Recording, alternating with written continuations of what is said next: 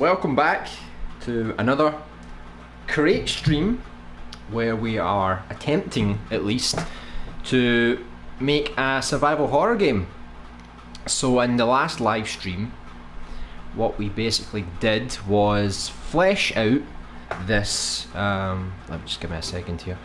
We fleshed out this sort of like a junkyard in the city, and it's for the second playable character that you can choose from the start of the game. So the game has 2 full campaigns depending on which character you choose, and you both start in different locations and you go through the game in a different way. You have your own story, and this character he wakes up in a junkyard. So this is like a basic idea of how it's going to look. Of course we're going to tweak all the graphics, we're going to make our own cars, probably make our own junk piles, and yeah, there's a lot visually, there's a lot, but right now we're just looking to get the rough shape of the level layout, more or less.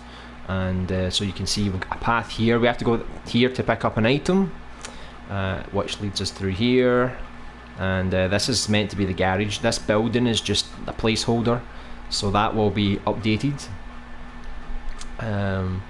And we've got a little hut, or whatever you want to call this. It's got some tools. I don't know if we're going to keep the tools, but we put it here just in case there's an item that you want to get.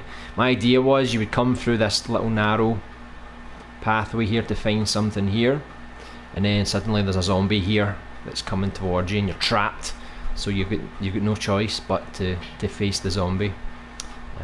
Put down lots of different items, some barrels, some tires. But I think this scene is probably as much as we're going to do for this scene anyway. So this is actually a remix of the scene now. So now we're going to attempt to try and make the inside of the garage. So wish me luck with that one. Hey Porky Pick, how are you doing today? Hope you're having a great week. How is your creations going? Are you excited for the full release of Dreams next week? It's coming. It's very close now. Alright, so what I'm going to do here, I'm going to get rid of this, and I'm pretty much going to get rid of this and this. I don't need all these. I'm going to try and attempt to make the inside of the, let's just say the mechanics, and I've got no idea how I'm going to structure this one. Yep, not bad. Oh, very good. Very excited. Yes, perfect.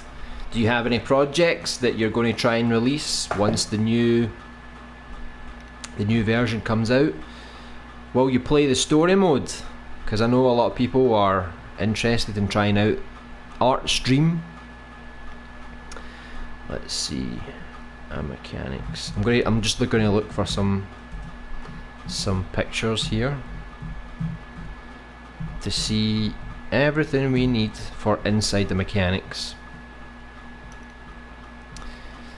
I don't even know if people have made most of these things, so I'm just going to have to search and see what I can find, really. So what do we need? So we need something to hold up the cars.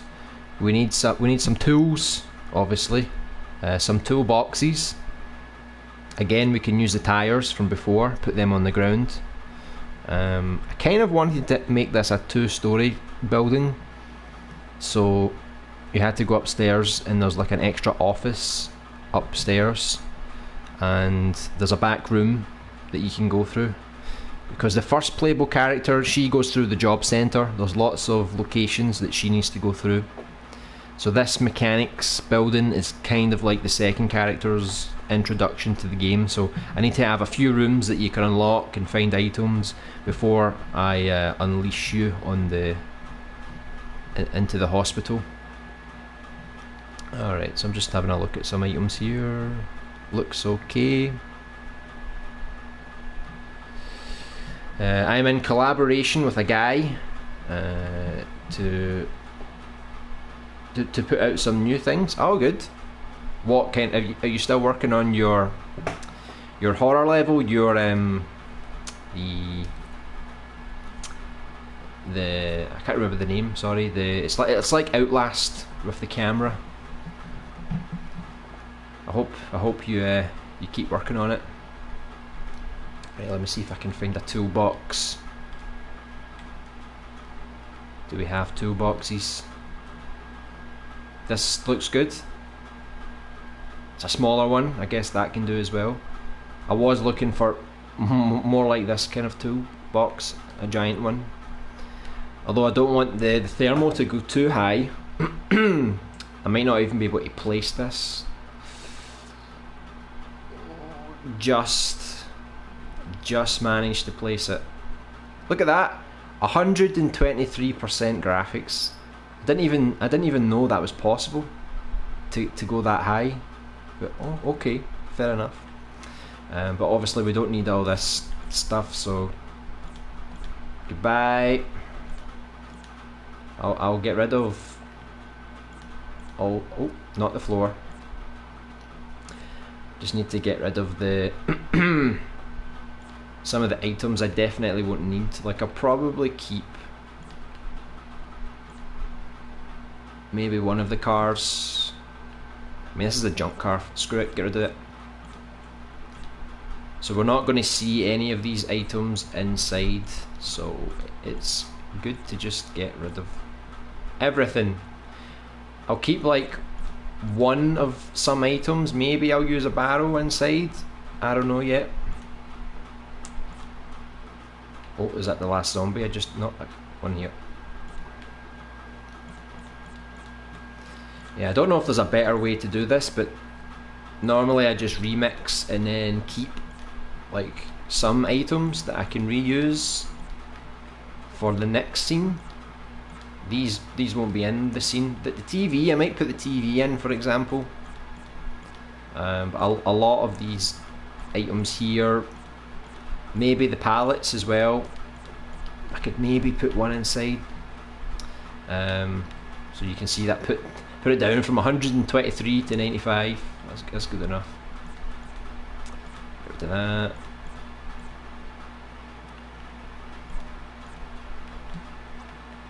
And I probably should get rid of all of these walls. I'm probably not going to use these, right?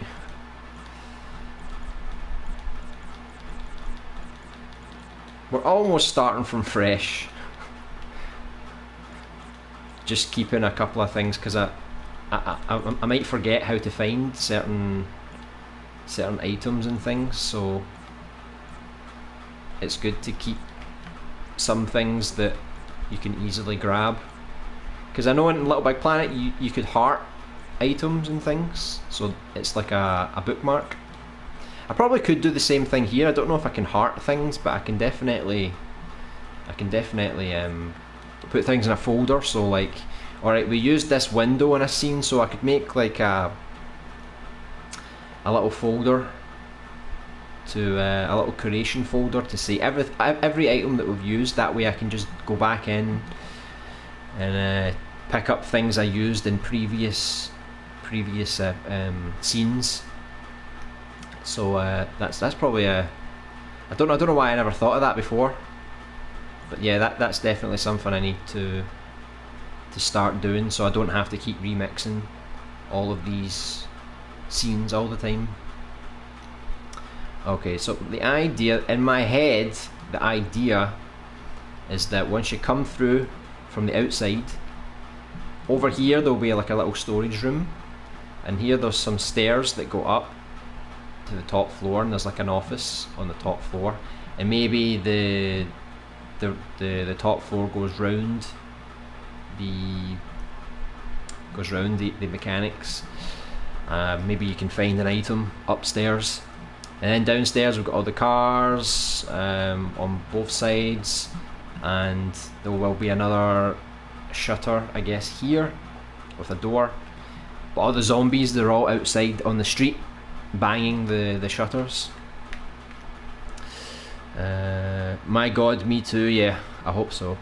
You need less unique objects. Yeah, I mean, right now it's like I like getting lots of unique objects just to sort of see how everything's going to look.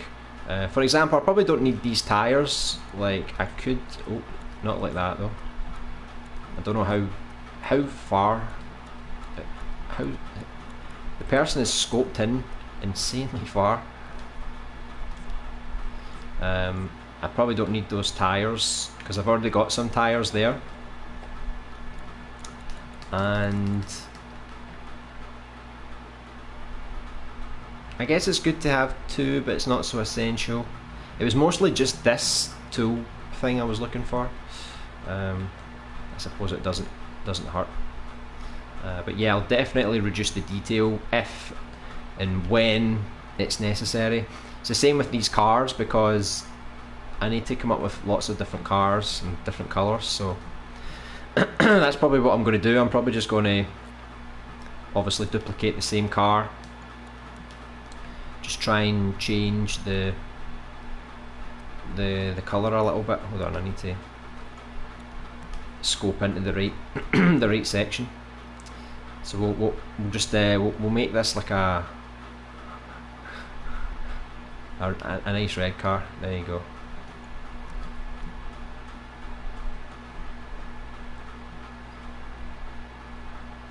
I don't even know how you can use the same colour as you used before, but right, that'll do. So now we've got a sort of white, silvery car, we've got a red car, maybe a blue car would be good. Let me just get the blue. A black car would be good as well.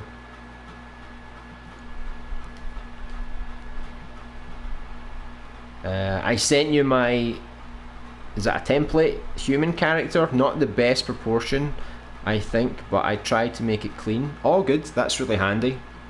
I really need to start making characters pretty soon, actually. I've not really practiced with sculpting yet, so it's definitely going to take me a little while. I'm looking for some help on character sculpting, actually. It would save me a lot of time, but if I don't find anyone, then naturally I may have to just learn how to do it myself, really, which is fine, because once we do these environments, we've got the inside of the mechanics, then we've got some more streets to make, some alleyways towards the hospital. Once all that's made, we're done for the first part of the environments. So I want to come back to these environments, redo all the graphics, sculpt my own things, texture my own things, create my own zombies. Because these aren't the final zombies, obviously. I don't want to use this. I want to try and sculpt my own ones, and I'll go back over all of the environments we've done already and try to make it look pretty decent, then start on some of the gameplay.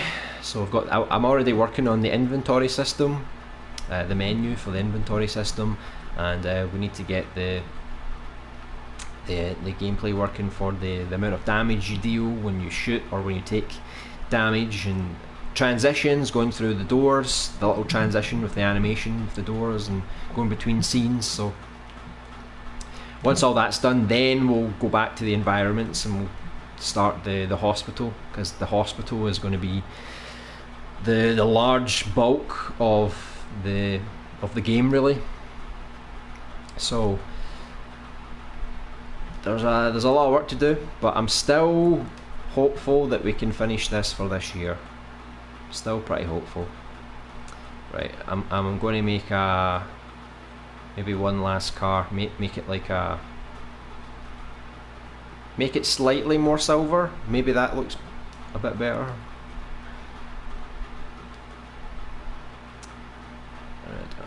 That'll do.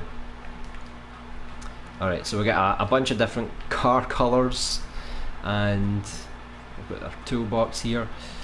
We need to quickly get some kind of door.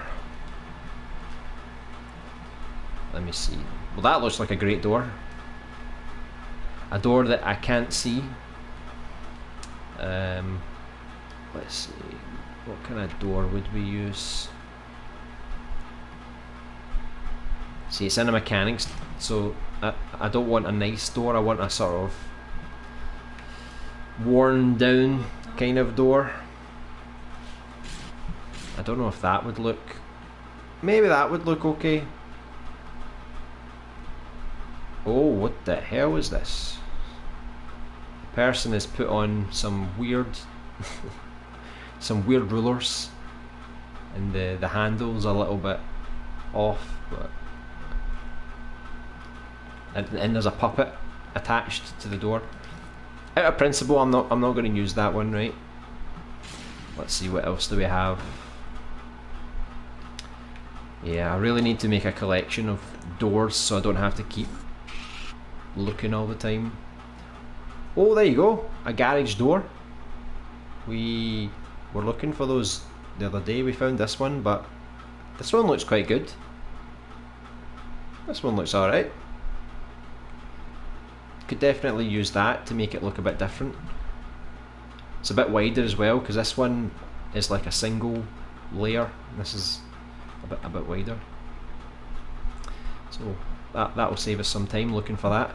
Right, so let's look for the actual door that we need to find.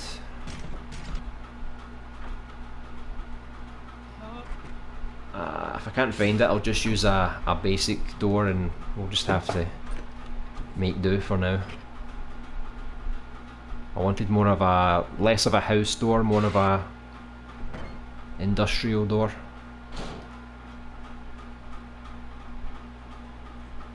Maybe if I can find like a rusty door. Did somebody make a rusty door? Yeah, they did. Let me see how this looks. Yeah, I suppose that looks okay. I just wanted it to look like a really grimy type of garage, you know. There's let me just move this character over here. I want it to look quite unclean. Right, so that'll do. I could maybe make it slightly bigger later, because this garage doors, I don't know, I need to scale them first. So what if I search for garage, let me have a quick check to see what actually comes up.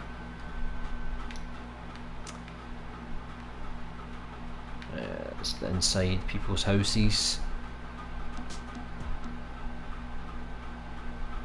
He's got some nice sports cars. Let me see. It's funny how a lot of music pops up when you search for things, and it has nothing to do with garage. From dusk till dawn. Right, what else? I don't know what the name is for those things that they used to hold up the cars. Let me see. For now, let's just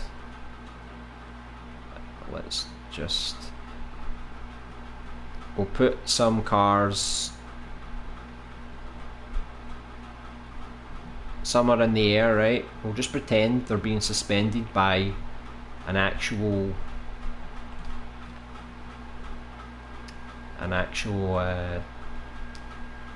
piece of machinery, right? So don't worry about the grid and stuff, because I'm going to replace all these cars anyway, so I don't really want to be too precise.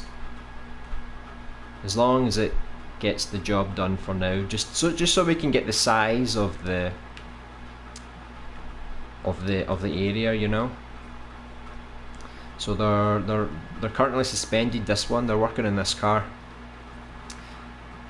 I don't know if we're going to see much of the other side because of thermal.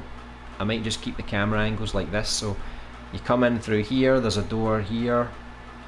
Once you come over here, maybe the camera angle goes up like that.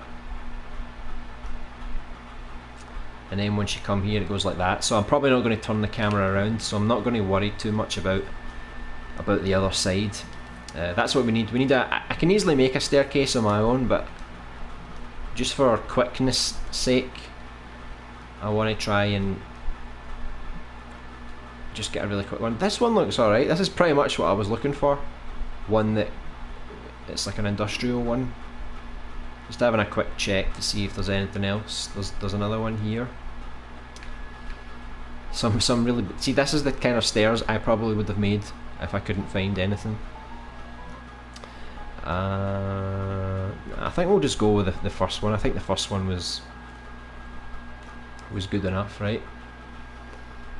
It does the job.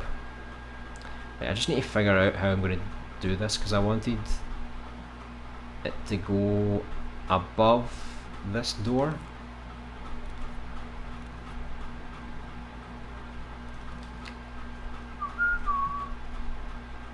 Right.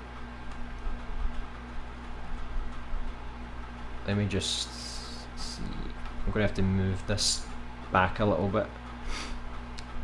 Probably going to have to like redo a lot of this whilst I'm figuring out the actual layout for the level, just so everything matches up correctly.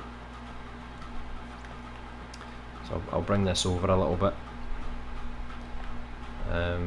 Once I put a wall in, I'll be able to match this up a little bit better, I think. Hey June on Discord, welcome back to the stream. We are creating our survival horror game. Last week we did the outside of the mechanics. It was like a junkyard. I've deleted it all because we're in a separate scene, and now we're trying to come up with ideas and trying to flesh out the inside of the mechanics.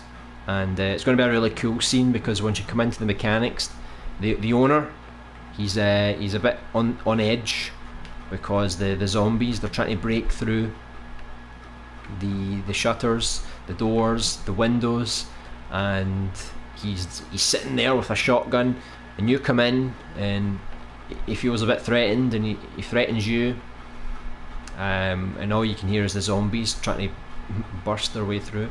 I think it's going to be a pretty good scene. Right. I'll put the walls in later, right? Let's just put this zombie over here, right? She can. I don't actually think you're going to fight any zombies in this area. It's mostly. Oh, there's a zombie there already. Right. You're just going to have a cutscene where the zombies burst through the windows and stuff, and you have to try and make your way out through the back entrance before they get you. And the owner of this mechanics, he's trying to defend the place, and you don't see what happens to him in the second character's campaign, but the first character, she comes to this area later in the game, and the place is destroyed, and you will meet the mechanic again, so you'll find out exactly what happened to him. I'm just going to make some really basic walls. I should probably put the grid back on, right? Yeah, I'm just going to make some really basic stuff, just to get an idea of where the walls are going to go. So let's just pretend this is a really nice looking wall, right? Oh, it was weird why it didn't move. Right. I know people don't like it when I stretch things, but it's only temporary. Don't worry, I'll reduce the detail. Right, so things like that. So you need to see, if you look on the grid, the staircase is clearly not lined up properly. So now we can try and adjust this. Like I said, everything doesn't really have to be lined up properly, because I'm going to redo all this later anyway, so it's not a big deal. As long as we get a rough idea for reference in the future, because I'll probably make my own staircases, but this one does look good. Maybe I'll just stick to this one. I'm sure it's fine. Alright, so we need a... Let me just like do this the easy way and just duplicate everything. It's the most ugly way of building a level, but sometimes this is what you need to do. So the floor's not going to be as wide as that, right? So I'm just going to build it like same sort of, a little bit wider than the staircase, not much. See, this is the boring part. Try to just get the structure out, because everything else we've been doing, we've been finding things like roads and things and buildings, but inside the mechanics, inside a building, I think other than the job centre, which I did the same thing as the job centre. I basically just built a really rough idea of what the inside of the building looks like. I still need to go back and properly get all the dimensions and stuff out. I think this part will be really easier when the update comes out and you can use the analog sticks to move the imp, because doing the motion controls to move things around is one of the only things I would really complain about. So I'm just going to duplicate some more walls around, just to give us an idea of the size of the room. I need to figure out actually the office. Where would the office be then? Because if you come up here, you come up these stairs, right? Because this is going to be a storage room in here, nothing major. You come up, the office could be, I guess I'll make it in the corner, maybe? It's a really small office. I'll probably make the office in the corner here. I still need to figure out what items you'll find, so that's something we'll need to discuss at some point. Right.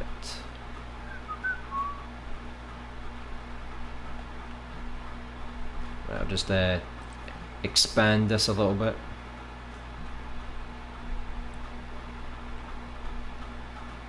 I know, the thermal's too high, don't worry. Right, so if we say that's like kind of looks like a decent size, right? Don't want to make it too large, otherwise you're running through a massive hallway. I don't want that. So we need another door. I'm just going to duplicate this door for now. It'll be fine. So I was going to use this as an office just upstairs, just to let you explore a little bit. Since this is the second character, this is one of the first areas, so it's just getting you used to exploring. So there's maybe some items around here. You can go through this door to go to the storage. You can go upstairs. There's an office up here, so it gives you the sort of like a tutorial on how to explore and find different items and things like that. I just need to get the size of this office upstairs relative to the size of the actual building. Has to be realistic. I'm not an architect, but we have to be, right? Hey Game Over HD76, how are you doing today? Welcome to the stream. Does this project have a release date? I don't want to give a specific date because we're still quite early in progress. However, it will be out this year, definitely. I think if I'm being optimistic, I want to try and get it out around the end of October, sometime in November, but definitely this year, because we want to make 2 games. We're going to make 2 games. So this is a survival horror game, and there's another game that I haven't announced yet, but I'll let you know about it.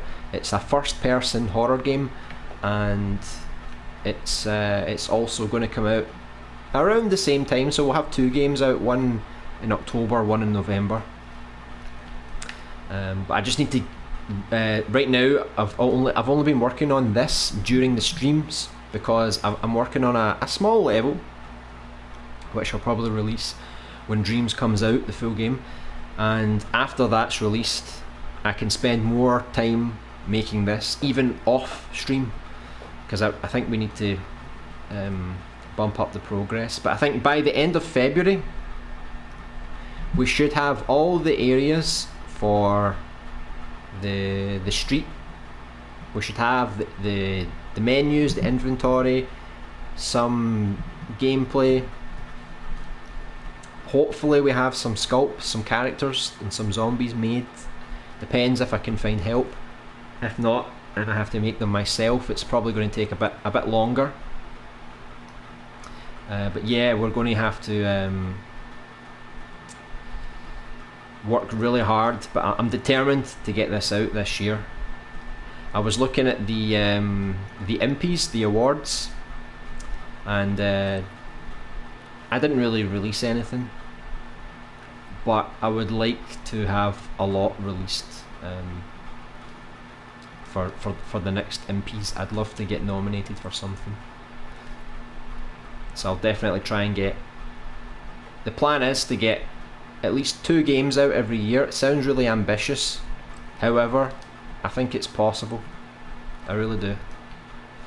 I think you see some people working on really complicated games.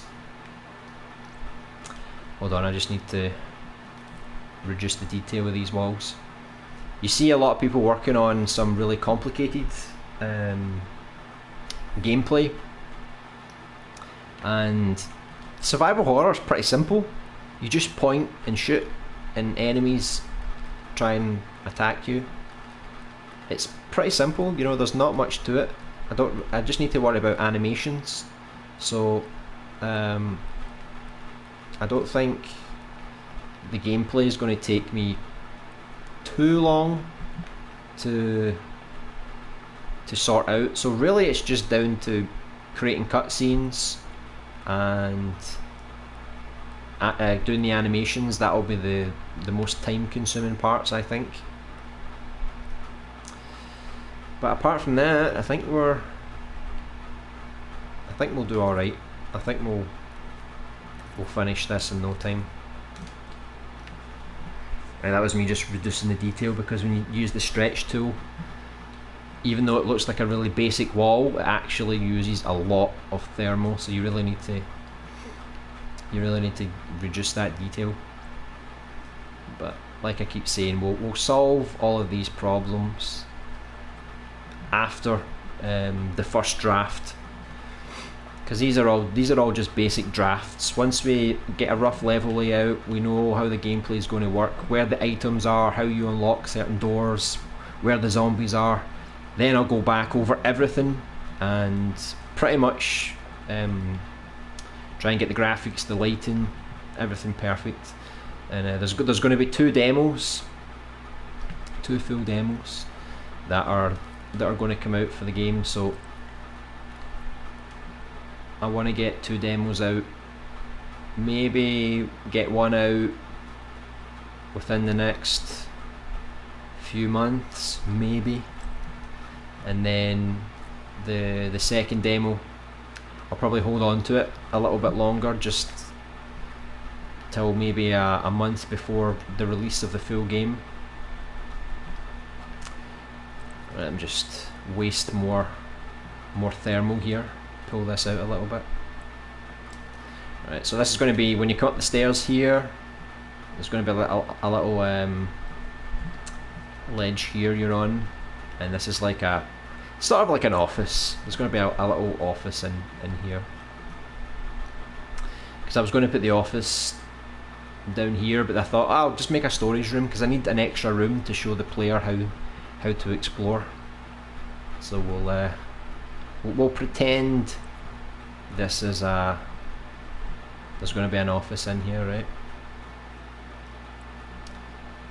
We'll make it like that, right? Hey WTF Gonger, how are you today? Welcome to the stream. Did you use any template for this? Template for the objects that I'm using? Well, things like the car, the toolbox, the door, the shutters, the tires, all of this was templates.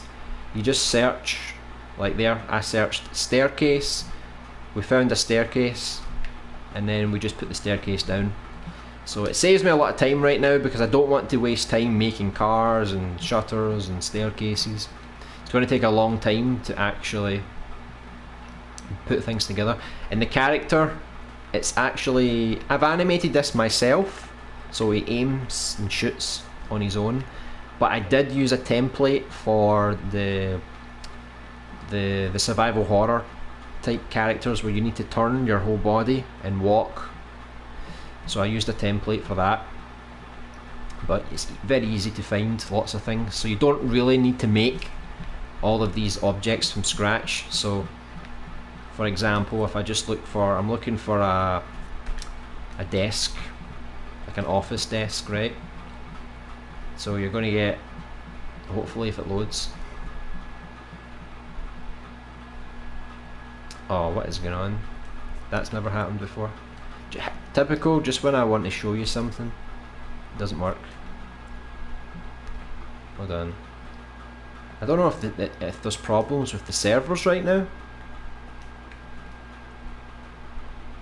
Let me see, I'm going to put in office desk, just so we can get something more specific. Right, let me just use this one, right? I think the servers are down because nothing's loading. That's strange. Maybe we might have some server problems because the game is almost getting released. Maybe there's some problems. Hey Swickful, welcome to the stream, hope you're having a great week.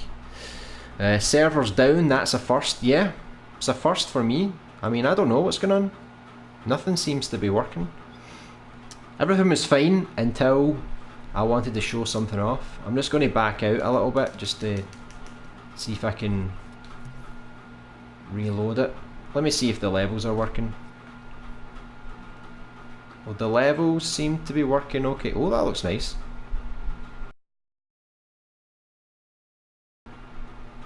I would love to animate that. Right, so that seems to be working okay. Let's see if the browse feature's working. Let's see. No, it seems to be working here.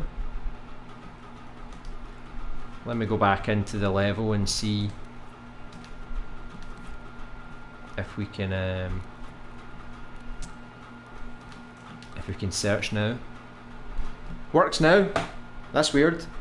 Alright, so if you ever have a problem where nothing's loading, just leave the level and go back in. Because that's never happened to me before. But there you go, easy fix. Easy fix.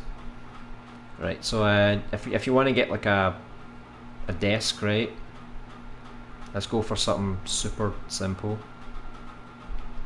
Just use the desk, put it down. Easy. Put it like that. Get like a, if you want to get like a plant to put in the office. Maybe this guy likes plants around the place. That's a bit too fancy for a mechanics, and that's a bit too creepy. So So if you want to put something like, let's say it has a tobacco plant, right? We'll put some plants, right? Could even put it on his desk, right? Just to make it a bit different. And then I'll need to get, see, I used file cabinets in another level. Like I said at the start of the stream, I've got an idea now. Every item I use for the game, I think I'm going to compile it into a folder, so then I don't have to keep searching for the same things again. So if I use a fire, or a file cabinet, or a door, I'll just put them all in this folder. It's like everything used in the survival horror project, and it means I can just search for my folder and everything's there, and I can just select things. Saves me having to search for the same things over and over again, or remixing a scene just to keep certain items. You know, I don't have to keep backup items, I can just keep it all here. I don't know why I didn't think of that before, but I thought of it now. That's the most important thing, right? Right, cabinets.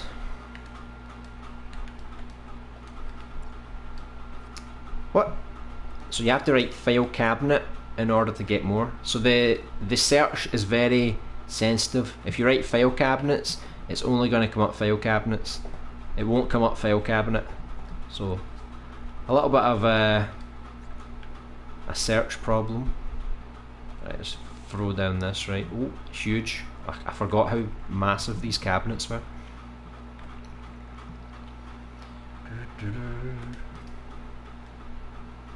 Yeah, I was thinking about the cutscenes that are going to come from the game, and I think it's going to be pretty good. I can already imagine in my head how everything's going to play out. Right, and we need a, just fire a couple of these down. We need a chair, obviously. This guy does not stand up. Usually you don't wait more than 1 second before seeing a preview of the object. Yeah, normally it's really fast. You just, like this, you come up and everything's there. It must have been like a little glitch or something.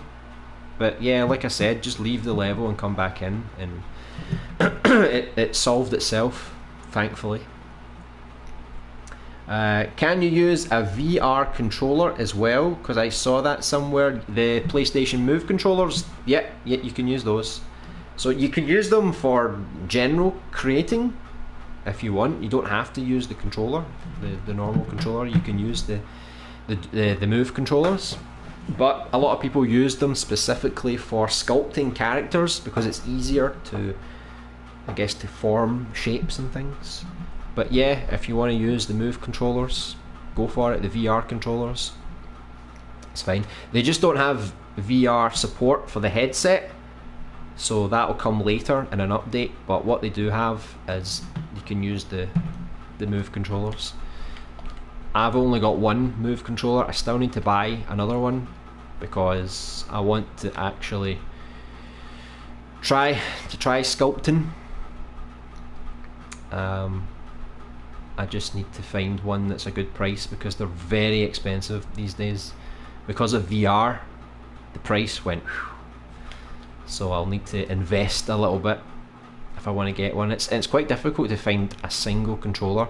You would have to find one that's like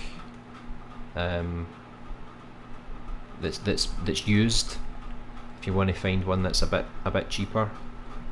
Otherwise you have to buy a pack of 2, and I think in pounds it's like £75, so I guess it's like $100 to buy a brand new set of Move controllers. So it's not cheap, unfortunately, but it's pretty essential for Dreams, I think, especially for people that want to sculpt their own characters.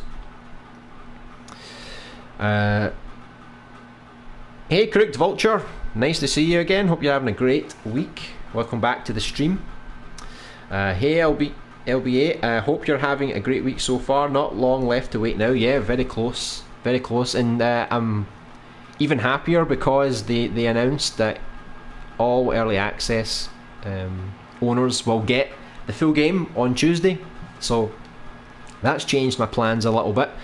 Before, the game was meant to be out on Friday, so I was going to do a story mode stream on Friday. But because it's coming out on Tuesday, I'm going to do a stream on Tuesday just to play through the entire story mode. I'm probably going to have to stream a little bit earlier on Tuesday than I do normally because I don't have the time. At this time on Tuesdays, I don't really have the time, so I'll have to wait. Sorry, I have to do it a bit earlier in the day. And then Thursday next week we'll do another create stream just like normal. But I'm thinking about on Friday doing an extra stream as well, just because it's the official launch, and just play some levels, maybe create a little bit, and then again on Saturday do our normal stream. So there's going to be like what, four streams next week.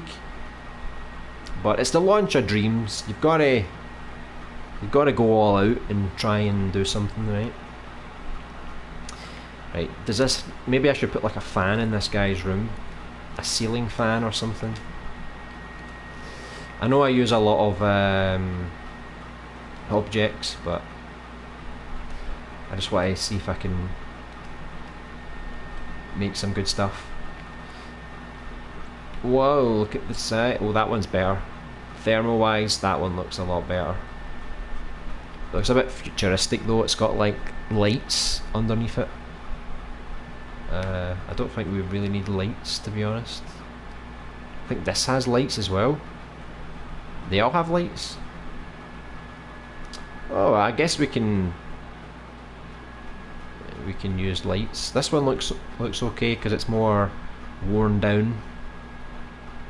So we can we'll figure out a camera angle to use this fan. We'll put it like kind of above them. They all have lights. I think maybe I'm just stupid. Do all of these ceiling fans have lights? Because I have a ceiling fan, and I don't know. I thought they were just to cool you down, but I've completely spazzed out. They've got some nice lights on them. So we'll put that there. We'll make a camera angle. Maybe you can find like a document or something on this table. Maybe I'll just move the chair around like that. So you go around here. Maybe there's some document on the table, or some key or something to get you out of the place.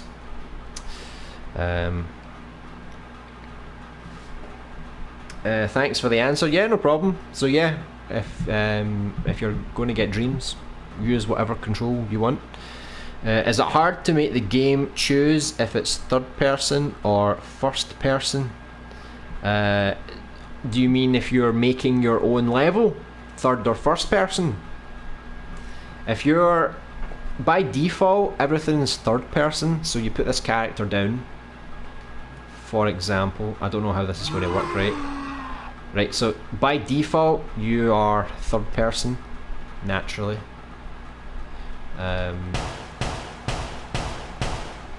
But you can make a first person character if you want. So there's plenty of templates, so you just put in like FPS template, for example, or first person character, and you've got ones that already have guns. So this is Intra Attack Out. I'm collaborating with him at the moment, and he makes a really good first person template that already has all the logic you need to just put that down and just go around, shoot things, and it's all good. If you don't want a gun, you don't have to use a gun, you can take the gun away. But there's plenty of people that have made these first person cameras. If you can't find what you're looking for, you need to tweak the search a little bit. So maybe someone called it FPS character, maybe, and then you get a bunch of different ones. this is based on the Media Molecule one. I don't know why the Media Molecule one doesn't appear first, because it's the official one. But yeah, Media Molecule, they made their own first person character, and I think in the full game they've updated it. They've updated a lot of templates. I'm sure I read something about a first person template that got an update. So if you want to make a first person, people have already made the character for you. You don't need to actually make your own. You just need to tweak, like, hold on, I need to go in a wee bit. You can tweak like the walk speed, the run speed, the acceleration, the deceleration. If you want them to jump, I don't, so I just turned it off. The gravity, the air control if they do jump, how much of a slope they can walk on, sliding friction, but I think they said the puppets are getting updated, so some of this stuff might get updated. So that's just the settings that you need to worry about. I'm sure you could blast out the story mode in one stream, 2-3 hours long, easy peasy. Yeah, I'm sure I could, to be honest. I mean, if Daniel can do it, then by God, surely I can do it. But yeah, I think, if I'm being honest, I probably could blast out all of the environments. Like, if I was to make them really basic like this, I could blast out like the whole game, and then I could throw in some gameplay and just like create the transitions between the doors and the items and the documents. Probably could, if I really wanted to, make this game a lot quicker.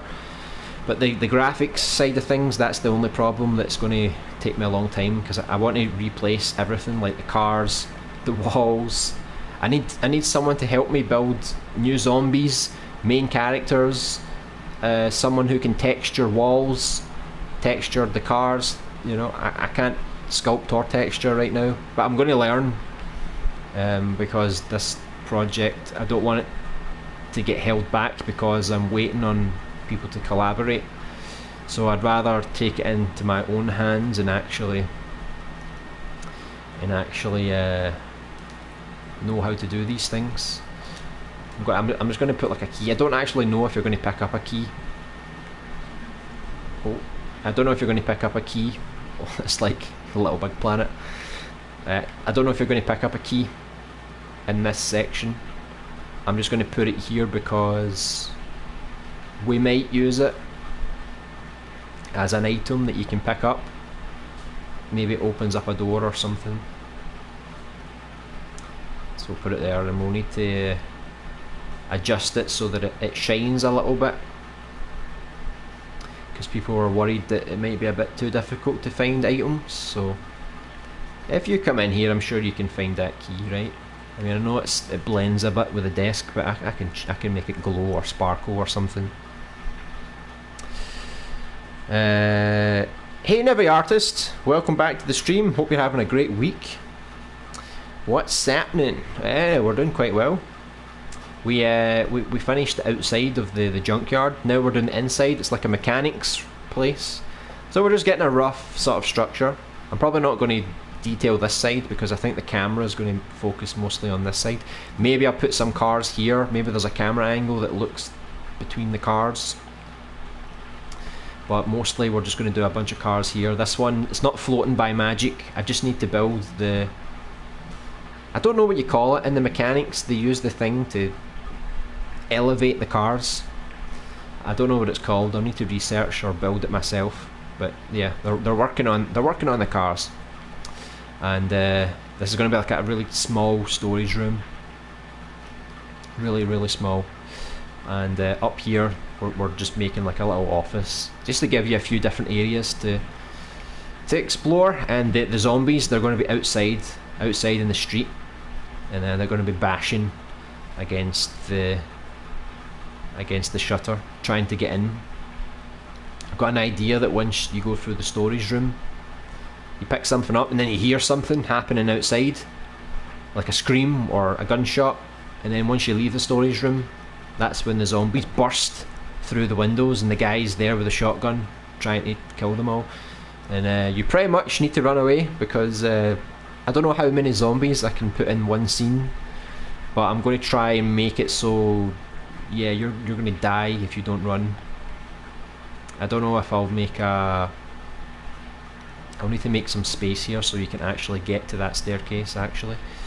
I'll delete this car for now. But I'll need to make an extra exit that you can take. Maybe back here, there's another door here. It's like a back entrance. And if you saw the last scene, there was like a fence here. So maybe that exit can lead you here. And there was a zombie bashing against the fence. So once you come out here, the zombie will be there. And then you make your way out onto the streets. And you go through the alleyways. You eventually get to the basketball court where you meet the first character. See, I've got this all planned out. I know everything. I just need to get a move on so we can keep moving through the scenes. Could use the light from the ceiling fan to highlight a document on the desk. Yeah, could do. I don't even know if this comes ready-made with lights. I think it just looks like an egg. But yeah, I can put a light down and see what works best. I want to put a window here, and it would be quite cool if there was like a lightning flash that went through the window, you know. So I don't think I've done that yet. A scene where there's actual, because the only indoor scene we've done is from the job centre, and so far there's no windows in the job centre because who wants to look inside a job centre? No one. But I'll need to make a window at least for this place.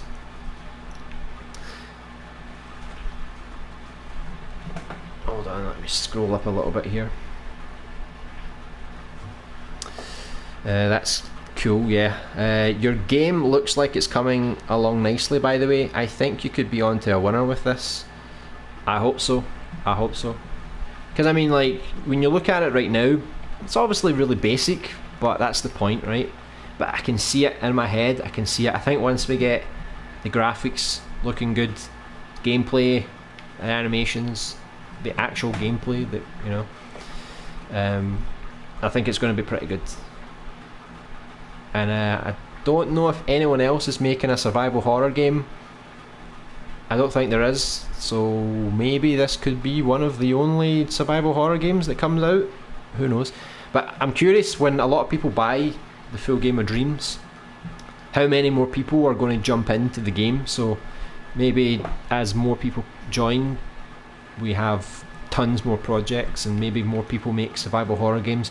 Maybe we have some competition. So I need to make sure that even though there's no competition right now for survival horror games, I need to make the best, the very best. It's going to have a good story. It's going to have, and it's quite replayable since there's 2 campaigns. And it's not that difficult to make 2 campaigns because I'm reusing the same areas. I'm just tweaking little things and adding separate cutscenes. So you can basically play the whole game twice. So it extends the life of the game, which I think is quite cool. And the other project that I'm working on, the first person horror game, again, that's pretty simple. I showed you the intro attack out, his first person template. I'm just reusing that. So I just need to work on enemy AI, build environments, and you're just shooting people, and you get some kind of telekinetic powers where you can manipulate things and possess people, but that's more for puzzle solving. But I think if I'm going to really work hard, seriously hard, to try and get these 2 games out. I like the approach of roughing out the areas first. Yeah, I mean, most people will probably prefer to make it look good first, but it's kind of pointless, because if I spend too much time building things and making things look pretty, and then I realise the level design is not good, so I need to change things, and I'd rather just make sure it's fun to play, there's enough space for you to move around, we know where the items are. Graphics are important, but we need the level design, and the overall gameplay is obviously the most important thing. Is there an option to add save and load game so players don't lose data when quitting the game? Yes there is. I'll quickly show you. I think it's in here. Yeah, it's here. So you've got a variable and a variable modifier. So basically what this does, it saves something. So you need to hook it up to some logic, and inside, if you click persist in dream, this here, so if you activate this, it means that every dream that you've connected together, every scene you've connected in your dream, in your game, will always reference this.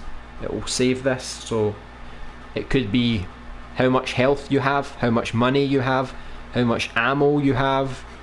In my case, it's did I pick up the key in the previous area, and if it's yes, then this will activate, and when it activates, it sends a signal to the logic that will delete the key, because there's no need for me to pick it up again. So it's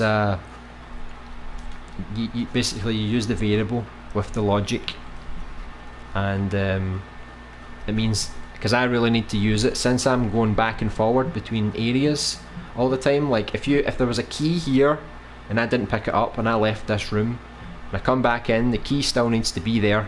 So I pick the key up, I leave, I come back in, and because I came back in, the variable says you've already picked the key up, so the key won't be there anymore. So it's the same if you ever played Little Big Planet 2 after they updated it, or the Vita game, or I guess Little Big Planet 3 as well.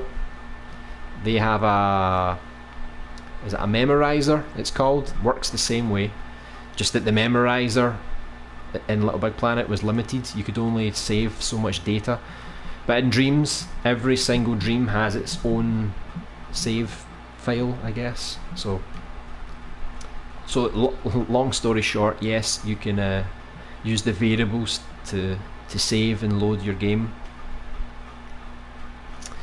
Looking good so far. Yeah, hopefully. I think this, once we get the rough structure out, once I put like that, I'm going to maybe decorate a little bit more of this, and then I'm going to put like I don't know if I should make like a fire escape or just another door here. So that's where you need maybe this key for to get out. And other than that, we don't really need to do too much more with this scene until we sculpt, because we need to sculpt our own characters. See, this is what I don't know. This is one thing I don't know. If I animate this zombie and then I want to change this zombie to another zombie, can I take all the keyframes and replace it on the other zombie? I don't think you can. I think you'd have to import the new zombie into the old zombie for that to work, and it just sounds like a mess. So I'm avoiding animating anything until we have the final models, the final sculpts, and then point in me making cutscenes right now. So I'm going to see if I can find a window for this area. I know you can't get glass, but I'll need to find something that's good enough, that looks like glass. Yeah, checkpoints. I mean, checkpoints are separate actually, so where is checkpoints again? I can't remember. Here. Let me see. This is a checkpoint. So this is separate from the variables. So checkpoints, if you die, you'll respawn here. Whereas the variables that I told you about are more for how do you save data between levels, like health and things. So you have checkpoints and you have save data as well.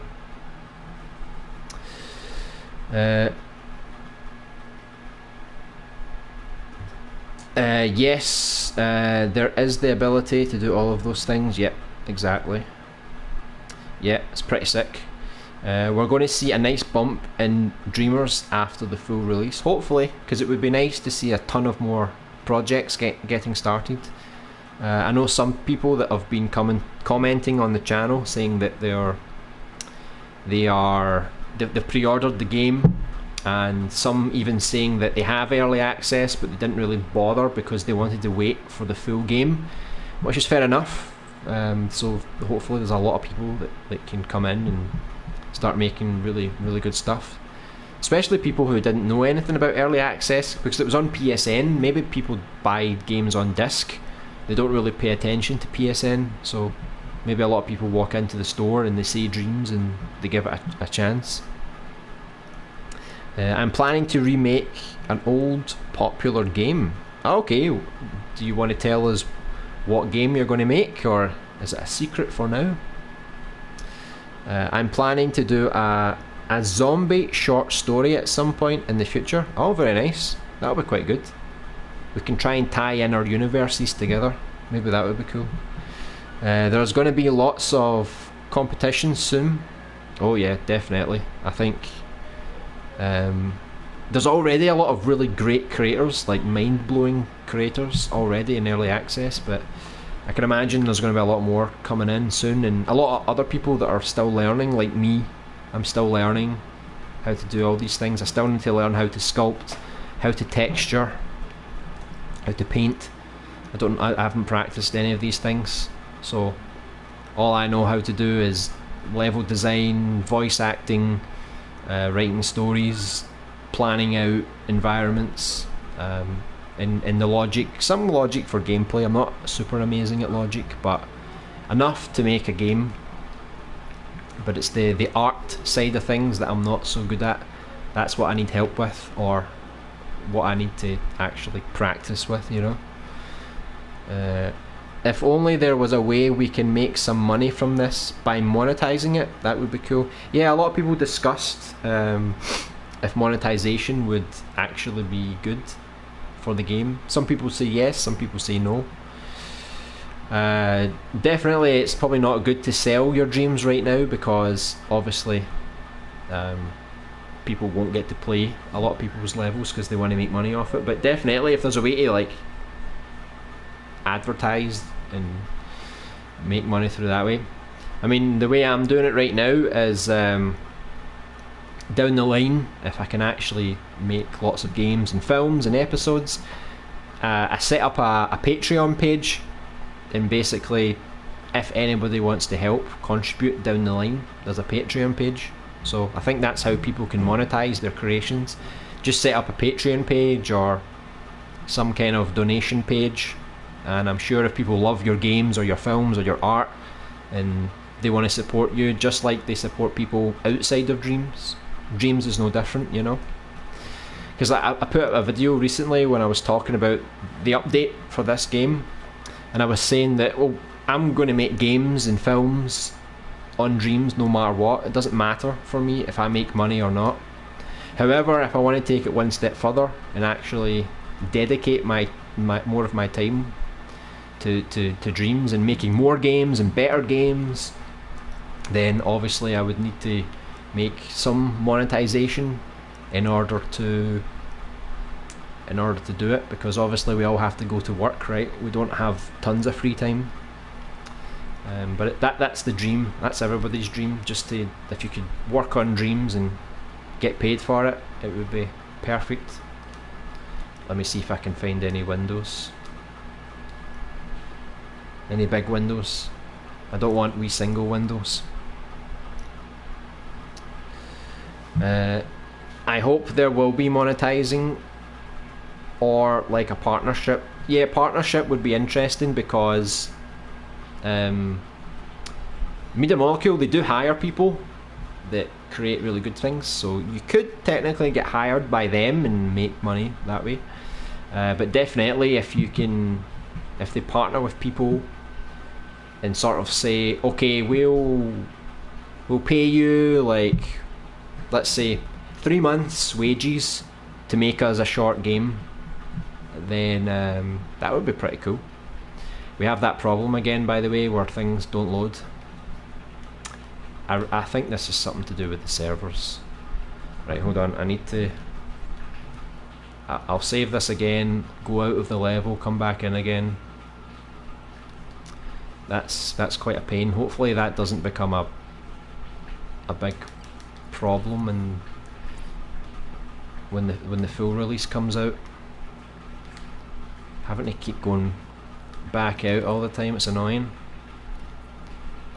Right, is it going to work this time? There we go. So only today it's happening, I don't know why. Can you not just add like a Patreon to the game main menu? I suppose, I mean, there's nothing stopping you putting the logo or the text promoting your Patreon page. You can't obviously link it to the actual website from Dreams because there's no connectivity, but you can certainly advertise it inside Dreams or on YouTube or Twitch, wherever you show off your content. And but that's definitely the main way I think most people will make any kind of money from creating in Dreams. Hey Red Stool, how are you doing? Welcome back to the stream. Hope you're having a great week. We're doing more of the survival horror game. I don't know if you were there last week. We finished the outside of the junkyard. Now we're doing inside the mechanics. I'm just looking for some kind of window, but maybe this kind of window, because it was a big window that I wanted, but the window with blinds looks quite interesting as well. Because when I think of mechanics, I think really big, terrible windows. I don't really. This is more for like an office. Let me see how this looks in the scene. I mean, it's alright.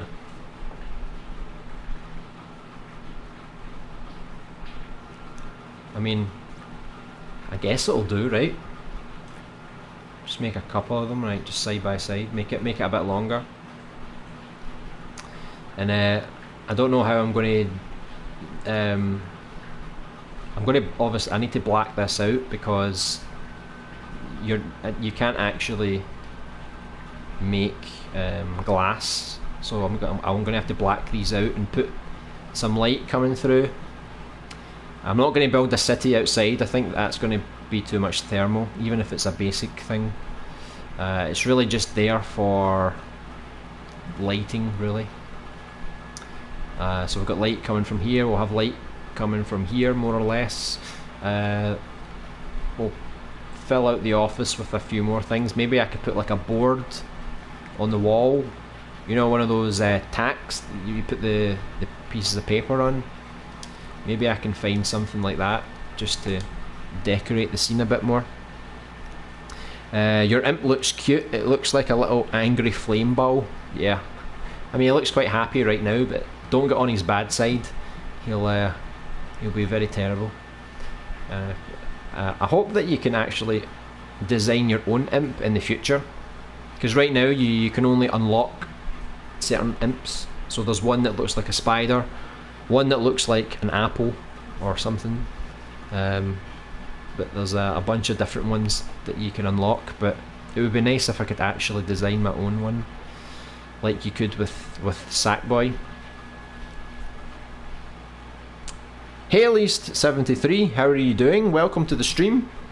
Hope you're having a great week. Would you like to see an Avenger game mode? An Avenger game mode? Yes, I would. Yeah, definitely. You can send me the link, my profile name. It's LB Animation. So if you just send it there, and probably on Saturday we do a level stream where we play new levels. So if you send it there, I'll add it to my list, and then we'll play it on Saturday. That goes for anybody that wants me to check out anything you're working on. Just send it my way. You can't copy and paste keyframes from one puppet / object to another. You can animate a puppet or non-puppet by just moving the parts. Yeah, I thought so. It's a shame. That's why I don't want to animate anything until I have the actual sculpts for the characters finished, which means the scenes are a bit empty right now until we actually finalise that first. Someone already put their album Made in Dreams on Spotify. Really? Wow, that's quite cool. I suppose Spotify would be a good way for people to make money too. Sadly, I don't know how to make music, but that's pretty cool for some people.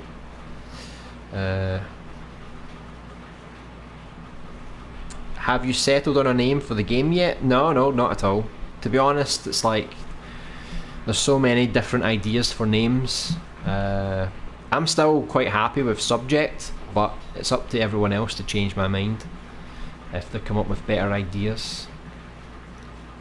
Because I was looking online for other survival horror games throughout the all-time PlayStation 1, 2.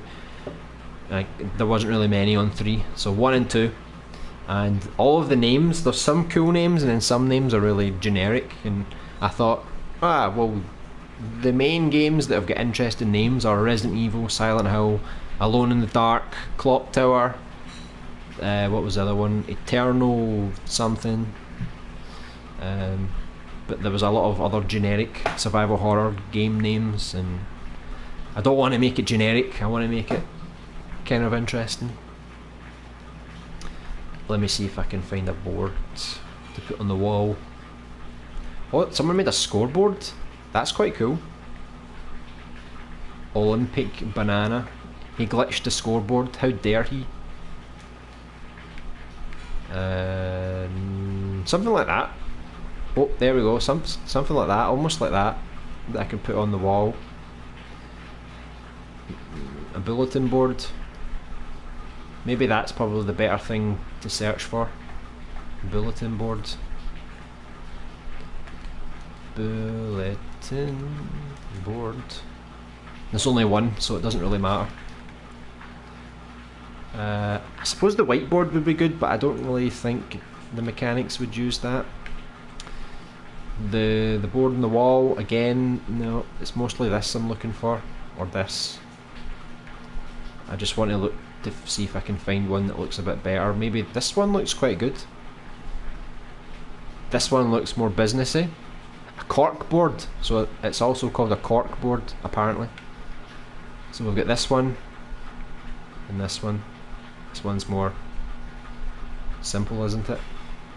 Oh, there's a board for keys. That'll be quite good if someone's making a hotel, or maybe I can use it inside the hospital. These are just some random boards now, so these have got nothing to do with what I'm looking for. So I'll just use that one, right? Looks alright. I suppose I can always make my own graphics and stuff. And they've got some tax there. Oh, I didn't mean that. Don't make it so huge, right? Just to try and add some variety with some of the things you can find. That'll do. Just place it in there just now. Don't worry too much about the placement. It'll be fine. We'll fix it later, right? So when you come through the door, maybe it's more like that. Probably like that actually, because you need to see where you're going. That way you can't really stare at the board. I'll do it like that. And because of like old survival horror games, you can click on anything. So you can click on this board, and it'll have some descriptions coming up. So you come down here, past here, the lights flashing. Maybe I should put something here. See, I feel like I need to fill more things in the room. Definitely there needs to be some trash on the floor, maybe. Make it a bit more messy. Maybe like a rug or a carpet or something. I don't know. I need to come up with something to detail the floor a little bit. I don't know if I put something here, like a calendar maybe. Maybe a calendar would be good. Let me see. No one's made it. I spelt it wrong. Calendar. Simple calendar. UFO calendar. These are weird calendars. So not many people have made one. Guess this is our only option for now. That'll do. just to decorate the walls a little bit more. Right, whatever, that'll do. It would be nice if they add opacity sliders to sculpts in the future. Making glass would be easy then, yeah. The problem is they keep complaining. Every time people ask for opacity, they keep saying, you know, but opacity is like really hard on the engine, you know. But then Little Big Planet can do it, so if Little Big Planet can do it, why can't Dreams, you know? So I think the only things you can make opaque are flex. I don't think you can do objects, yeah. But it would be good, especially for people that want to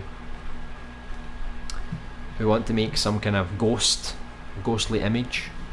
Because I know before they added the opacity to LBP, people had to use like glitches and things to try and make the Sackboy see-through.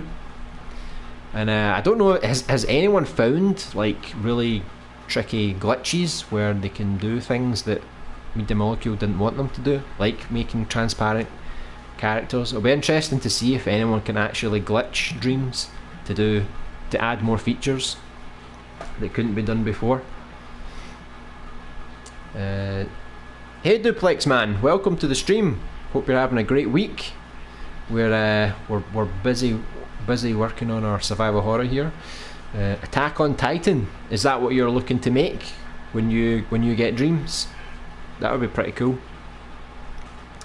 Or is that the name for the game?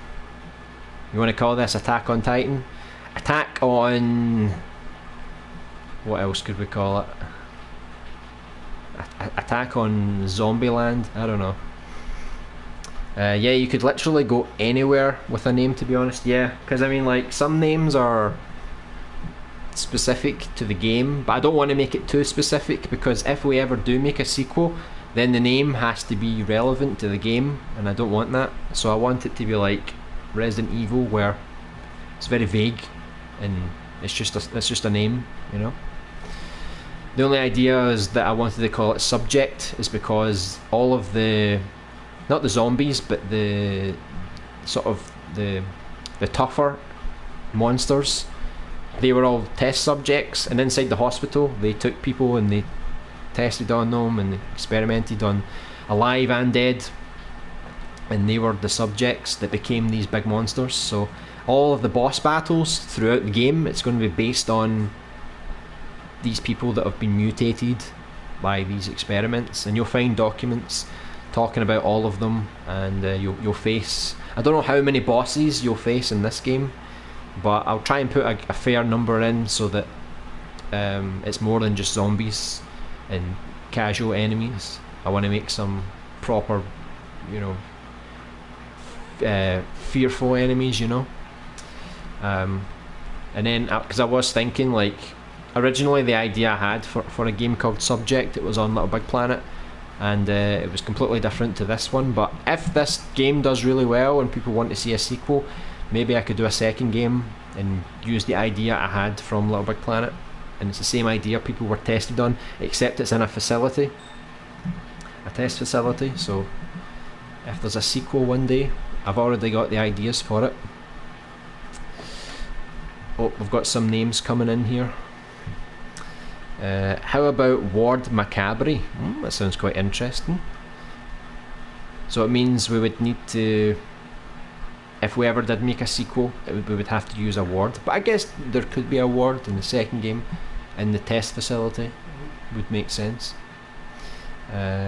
Sounds hospital and horror related. Yeah, it does. It does. Hey Jason Miller, welcome to the stream. Hope you're having a great week. Water cooler for the office. Yeah, that sounds like a good idea. Let me have a good look. See if anyone's made a water cooler. There's two. They both look good, to be honest. This one has less thermal, so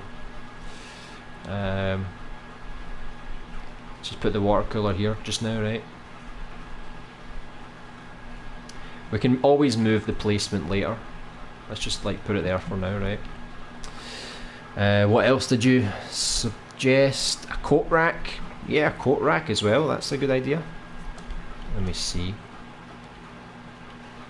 Would anybody make it? Let me see. I think they have made it.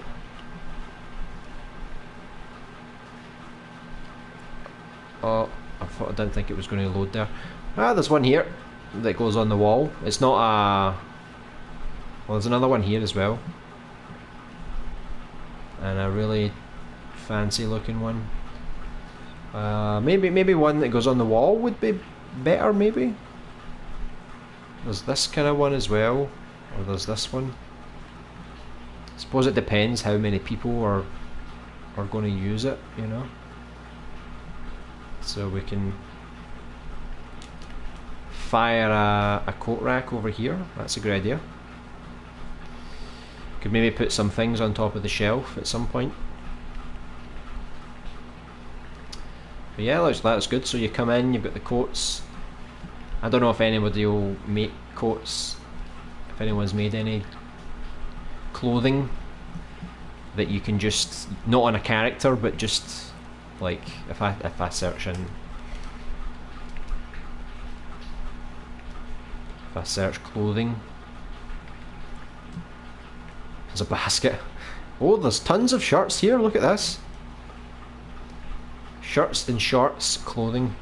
So if you're making like a mall or a supermarket or some kind of store and you want to make a mannequin, just get these out. They'll do the job. A clothing cloak. I don't think a mechanic has a cloak, but I mean, I suppose we can put it down just as a visual representation. Put it there. So this guy has a cloak, right? He's quite a wealthy mechanic. You know, just fire it there. Who cares, right? That'll do. I've just seen, because normally people only make clothes on characters. They don't make clothes separately. So it means I can't just fire clothes down. Maybe he has like a hat. Maybe, who knows? If I can find it. Where did it go? Where's the guy's hat?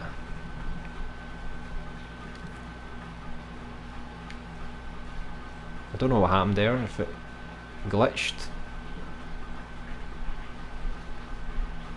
Or maybe he has a Native American headdress. Maybe that would be more appropriate. A striped t-shirt, Freddy Krueger is coming. Some sunglasses. They're quite good as well, if it's winter. They look like they're for kids, but I guess it looks alright. You'd see all these are just characters with clothes. Yeah. Some basic looking mannequins. Some boots. Wellies, I should say. I'll put those jackets down. I probably don't really need to, because they look like they're more for children, right?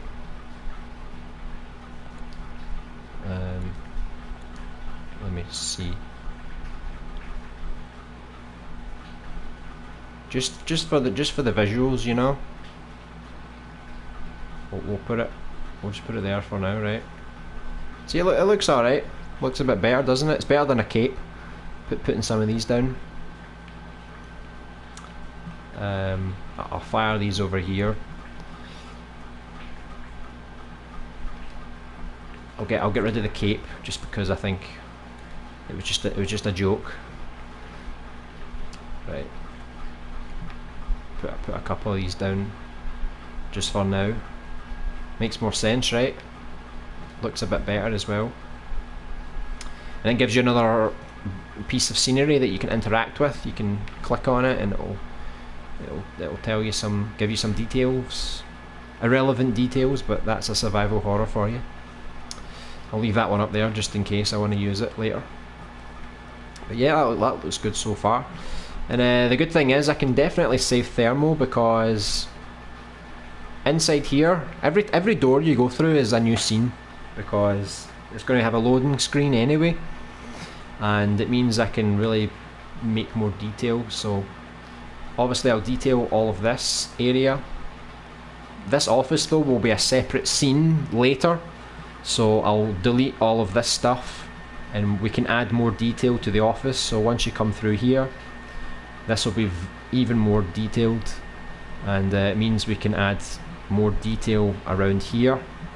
And then the storage room, we can just fire some boxes and some documents and things. But since we're just in a rough version right now, it's easier just to get the idea of everything. Like when we made the job centre, we got all the rooms in the job centre finished within the one scene, but if we want to detail them and make them look really good and add lots of gameplay and stuff, then obviously we need to split them up, all the rooms up eventually. Oh, there was another suggestion there, subject sinister. Yeah, that would be quite good.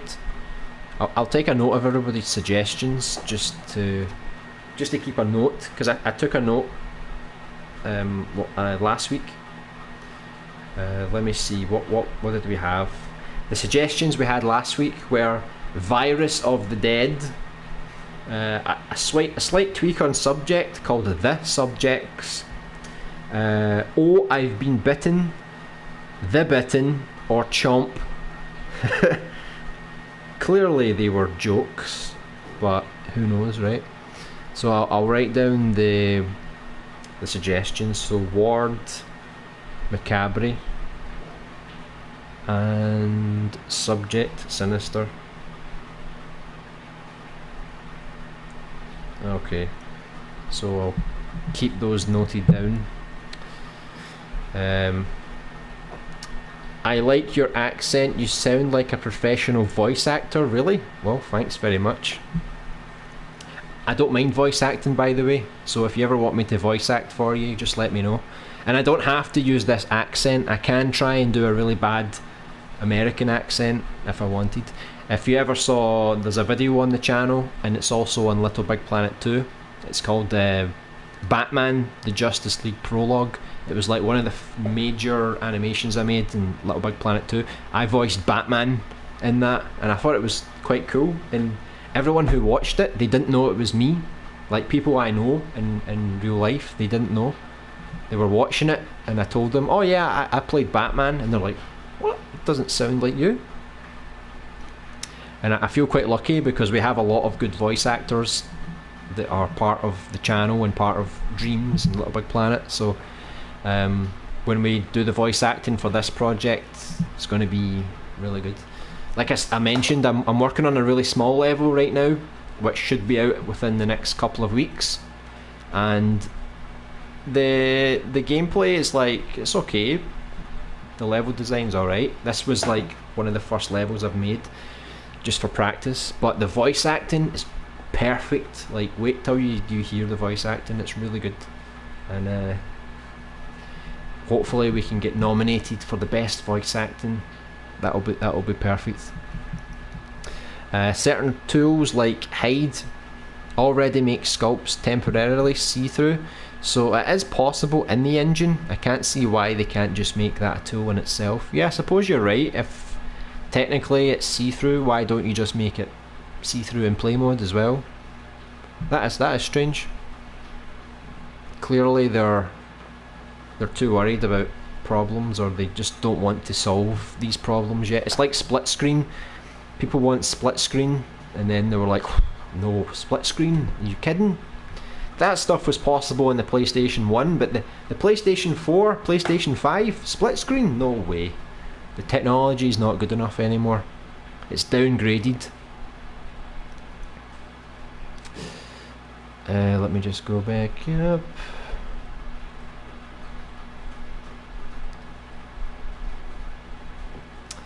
So how would you change the graphics of models and textures to have a more old school game look? I'm not going to make this, the graphics old. Like, I'm not going to make this a PlayStation 1 game. I'm going to make this look as good as I can, as modern as I can. It's just the gameplay that's going to be classic, like the cameras and the way you control your character. That's the only thing that's going to be old school about this project. The graphics, I don't want to make them like the PlayStation 1. I'm going to try and make them decent. But if you wanted to make them like PlayStation 1, you just have to, when you make the characters, don't make them so smooth, make them quite blocky. And like I said, I haven't practiced texturing yet, so if I want to texture this wall, you basically need to paint. So there's the paint mode, I guess. There's styles as well and coats, so if you want to make things shiny or more plasticky.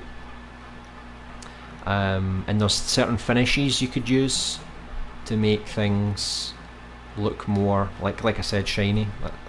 But you really just need to paint. I think it's in here, I don't know, I don't use this menu. And I think it's in here actually. If you go to spray paint, you basically spray paint the wall and you just paint like you would normally. So if you're good at texturing or if you're good at painting, then you should be able to paint these walls and make them look pretty decent. All I can do is make blood or dirt or rust maybe, but yeah, I need to practice to make really good textures. Hey Arthur Parks Centurious, welcome to the stream, hope you're having a great week. Well, I assume the game revolves around clouds of flecks. Considering that, it would be pretty difficult to make a transparent cloud. Yeah, I guess it would, yeah. I mean, what do you guys think about the flecks? Do you like the flecks?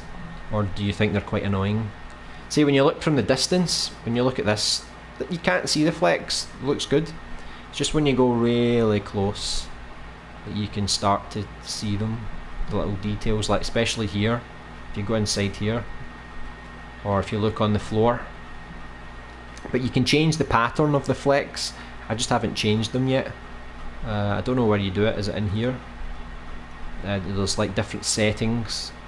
You can make the flecks bigger, smaller, change the shape or whatever. But from a distance, as long as you paint things and you make things more realistic, you won't notice too much. Hey Reckley, how are you doing? Welcome back to the stream. Hope you're also having a great week. Yeah, I'm doing pretty good.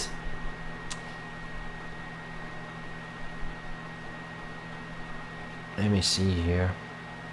He's a traveller. Who's a traveller? He comes from different places.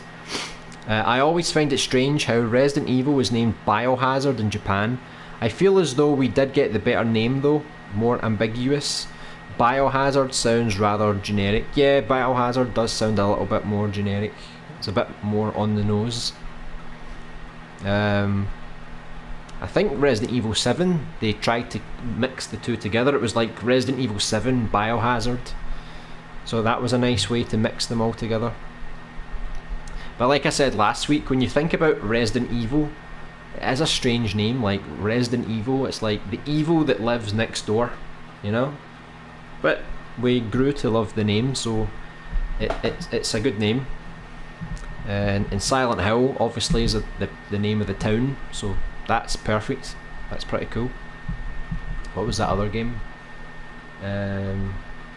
Siren, it was called. It's meant to be like a spin-off from Silent Hill, but set in Japan. That was quite a horrific game. I never played the original, but I played the Blood Curse remake on the PS3. But it's mostly a game where you can fight, but you're mostly trying to run away and hide. You're feeling good, that's good. Got a 3-day weekend coming up, oh, that's perfect. So you can spend time maybe on Dreams, the full game, maybe not, maybe do something different. If you turn off visibility on an object, then turn off preview invisibility, then you can see invisible objects being transparent. Ah, okay, I think I read this before, didn't I? I think the chat was messing up. Yeah, transparent on a slider option, yeah. I don't know why they don't add it. It's that Alex Evans, that's his name, isn't it? Every time you ask him about it, he's always like, oh my god, it's going to be so difficult. Right, that's your job, man. Get it done. Nice. Working on anything at the moment? Yeah, what are you guys working on? I'm curious to know.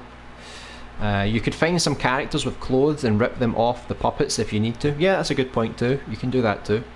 Strip them naked. Nothing much, just spending time on the stream. Hey Scheme KOS, how are you doing? Welcome back. You could take the clothes off most characters. Some require more work than others. Once removed, highlight it and save as a new creation. Yep, that's a good idea. I was trying to do rather than sculpting the character, I was trying to find clothes and other bits and pieces from other characters and then try and implement them into this model. But I found it so repetitive, like you need to go in and you need to, I need to put this arm here and this arm here, and sometimes there's characters that are really intricate, they have lots of details, like they might have a badge or they might have a belt and it's all individual items and you have to line everything up, and it's repetitive. But that is another way you could do it.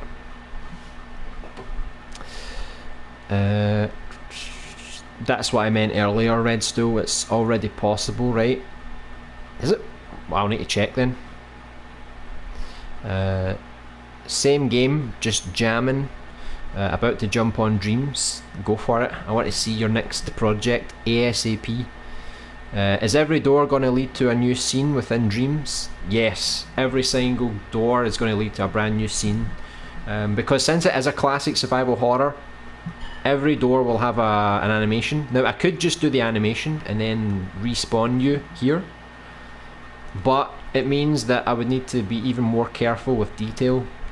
So like I mentioned earlier, I would rather spend all my effort making this area look really nice, and then this office can be a separate scene, so then I can delete all this and make this look really nice. I don't have to worry about balancing both areas, only the areas that you can actually see at one time. And then I'll do this as a separate scene, and the little bit under here, a separate scene. Because I think to make a full game in Dreams, you have to use lots of scenes anyway, so I don't see the difference. May as well just do every area. Like it does seem like a waste making a full scene just for this area, you know, because it's not going to take up that much thermal, but on the grand scale of things, I think it's a good practice to have to maximise detail, because I want to put a lot of detail and gameplay, and it works in the context of a survival horror. Maybe in other types of games it wouldn't be that good, but survival horror, because you're loading between doors, it makes sense for me to do that. The chat's looking really lively, that's nice. Yeah, it's always great. Yeah, it's nice to see everyone dropping by, giving me support, you know, because this is a community-led project. I do want to make this together with people. If I just made this on my own, I think I would lose motivation, so I'm doing this every week. We need to make a scene every single week, and then when I have more time off stream, I'll do some extra work on this. But it's good every week. I'm guaranteeing progress and getting more feedback and suggestions and things. I think once the project starts to form a bit more and we start to see gameplay and you can actually see what's playable, then definitely the feedback is going to be really, really vital. I've been working on the same thing since I first got Dreams. I'm not really getting anywhere though, to be honest. Alright, no time, but I'm persistent, so I'll keep going.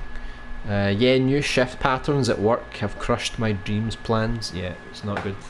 Try to work around your Dreams schedule. That's why we all need to start making money from creating on Dreams, and then we can just do this all the time.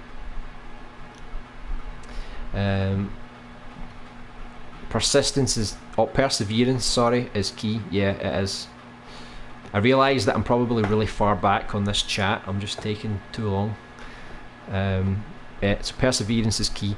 Once you've got all the names, you should do a poll. Yeah, I'll definitely do a poll. I just get worried in case I put a poll out and people vote for like the worst name, and then I'm like, no, you fools. I'll see how it goes. I want to get at least 4 really good names, so that no matter what, no matter which option is chosen, I'll be okay. I don't want to call it chomped, right? I want to call it something decent.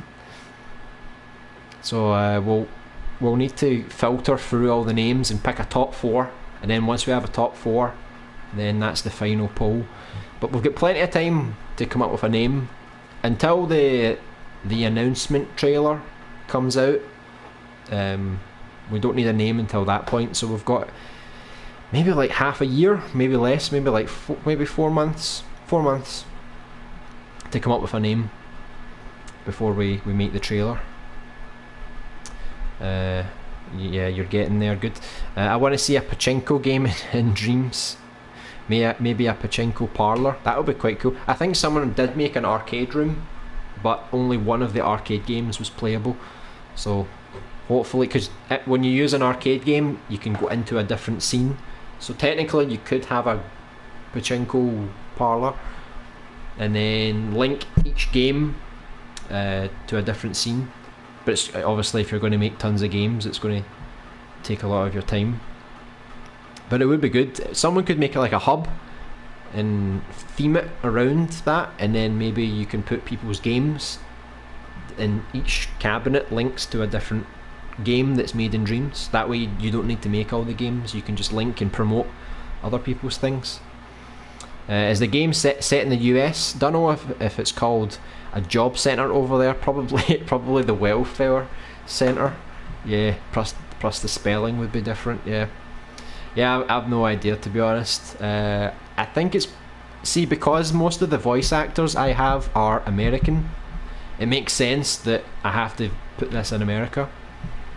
So yeah, it probably will be set in America. If you think like a fictional town like Raccoon City, Silent Hill, they're all in America, so probably just put this in America as well.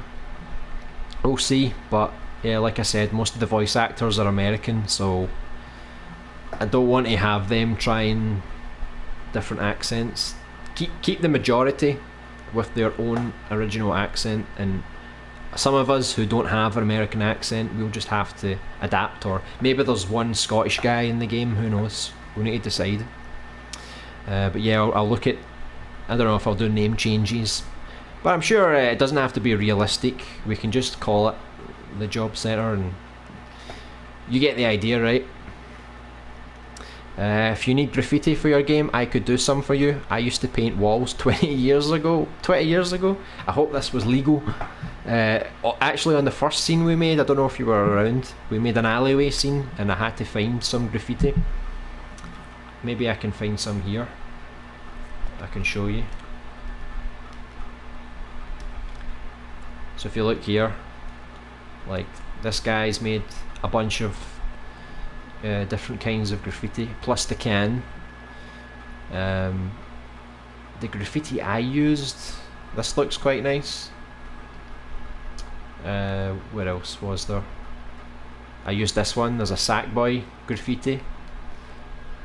There's lots of little bits of graffiti that I was using, but just like everything else in the scene, it's all temporary. So definitely, if you want to create some custom graffiti for us, by all means, go for it. We can talk more about it later, just so we can maybe do something more specific. Or if you have any ideas that you want to do, by all means, you can publish it publicly, and then everyone can use it, and then just let me know and I'll add it to some of the streets, because we're going to make some alleyway scenes and we'll probably need a lot of graffiti. Just noticed there's an update thing here. What is updated? There's already new versions of some things we already used, like the palette. The save room's been updated, the voice, the blood. Remember the cigarette we used from the very first scene? The notes, everything's had an update. Oh, nice. Obviously they've been paying attention that I've been using all their things in their scene, so they thought, oh, I better update. So there's the job centre signs. I didn't even know it had an update. Yeah, I'll need to check out all the updates. Hopefully it doesn't break the game. That'll be the worst thing ever. That's one reason why I don't really want to start doing too much gameplay and logic, because when we upgrade to the full game, I don't want to have to try and fix everything that's been broken. Let me go through this again. Yeah, it would take more work to scale transparent. It's easy to on off it. Having objects to fade out of existence would be useful for many things. Yeah, I mean, it's a good graphical effect. Why not? In the future, they should definitely do something with it. Siren Blood Curse is so underrated. One of my favourite games. Yeah. Did you play the original Blood Curse? Not the original Siren. I think it was called Forbidden Siren. I think there was 2 games on the PlayStation 2. I think you can buy the first game on PS4. It's a PS2 classic and it should have trophies. So I was interested to buy that. But I remember my brother actually bought the Blood Curse game and he let me play it, and I was terrified. Those nurses, you know, when you go around, it's like a small little hospital and they're like walking around and you're hiding in cabinets and things, and they're like, you know, all this black gunk coming out all their pores. As you said before, just make it a slider. Yeah. You can see transparent objects when you are emitting something and preview invisibility. I think that's going to be really nice to work with in Dreams then. I'm considering having every or most door in my game lead to a separate scene. Yeah, I mean, if you're doing what I'm doing, a survival horror, excuse me, it makes sense. If you're doing an open world game, you need to be a bit more cautious about how you do it. But definitely figuring out your scenes is just as important as the actual scenes themselves. So how big a scene is, how much detail, you know, how often do you change scenes. Try and find a really organic way to do it. Hopefully I get the balance right, and hopefully I've not linked these scenes together yet, but once they have a lot of good detail, I hope the loading times aren't so long. I'm using the classic PlayStation 4, so my loading times are probably the worst compared to a Pro or a PS5. So as long as they're okay for me, they should be okay for everyone else. So I don't want people waiting long time to load the next area. I think that would ruin the game. But Media Molecule said that I don't know every doorway, but they mentioned at least maybe one doorway, they preload it, so when you go through it should load pretty quick. 12 watching, 7 likes. Yeah, that's pretty good stats, eh? Hopefully we can keep growing and reach the 20 viewers, maybe 30, you know. Thinking about other streamers, I know Gribble Grunger, he does a lot of streams quite often. I'm not too knowledgeable about who else streams. Normally I watch videos on Dreams, but I don't really see that many streams. I don't use Twitch. I looked at the list of the Impy nominees, and there was like some streamers there. We weren't nominated, can you believe that? That's alright. I wasn't streaming so frequently until maybe a couple of months ago, so fair play. But next year we're going to get nominated, right? And we're going to win, and we're going to take over the world. We're going to have the best games, the best levels, the best voice acting, the best stream. We're just going to completely dominate Dreams, right? Mark my words. Anyone else buffering? Are you buffering? I don't know. It seems to be okay for me. I'm watching the stream here, and so far it's okay. Maybe it's just your connection. I hope it's nothing serious. Hey there, Atmosphere. Welcome to the stream. Hope you're having a great week. I'm building an open world game based in an alien world with a semi-futurism setting. You'll play as a robot who's gained sentience. Don't know quite where to go from there, but I have some ideas. Okay. Are you going to make this a good robot, an evil robot? Are you going to give players the choice to be one of each? What kind of gameplay are you going to incorporate into it? Is it going to be an action game, a shooting game, puzzle game, exploration? Loving the content. Oh, thanks very much. I just hope that people don't come in and think we're making really basic walls. We're not. We're just making a draft template for now, right? I think we've did it's like a good basic area for the office. We can obviously do more. Down here, I think we just need to. I don't know if I put a fire exit. I don't think, because fire exits won't need keys. You'll just need to open the door. So I don't want people to leave through the fire exit just yet. I want you to have to explore here, up here, some stuff down here. But there's going to be another door here, so let me just fire this here just for reference. And that's going to take us outside. If you remember the other scene, there was a fence here and there was a zombie here, so once you come out you can confront the zombie. Maybe there's an item here, and then you make your way onto the streets, because there's going to be a horde of zombies outside. They're going to be like banging against this. This shutter is massive, by the way. I'm probably going to resize this, and I'll probably add like an extra door or something, because maybe there's like a side door. You don't have to use the shutter, right? But this second character, he has to escape through here, because the zombies are going to come. They're going to come flooding through. Maybe the windows here, window here. They're going to keep flooding through, and you have to escape through here. But the first character, she will come back to this area for the first time later in the game.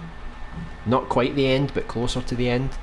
And she'll come through this door, and she'll see the place is all destroyed. So I'll have like a version 2 of this scene. That way, it doesn't matter what character you choose, you're still going to see all the environments. It's just the story and the order of the environments that will change.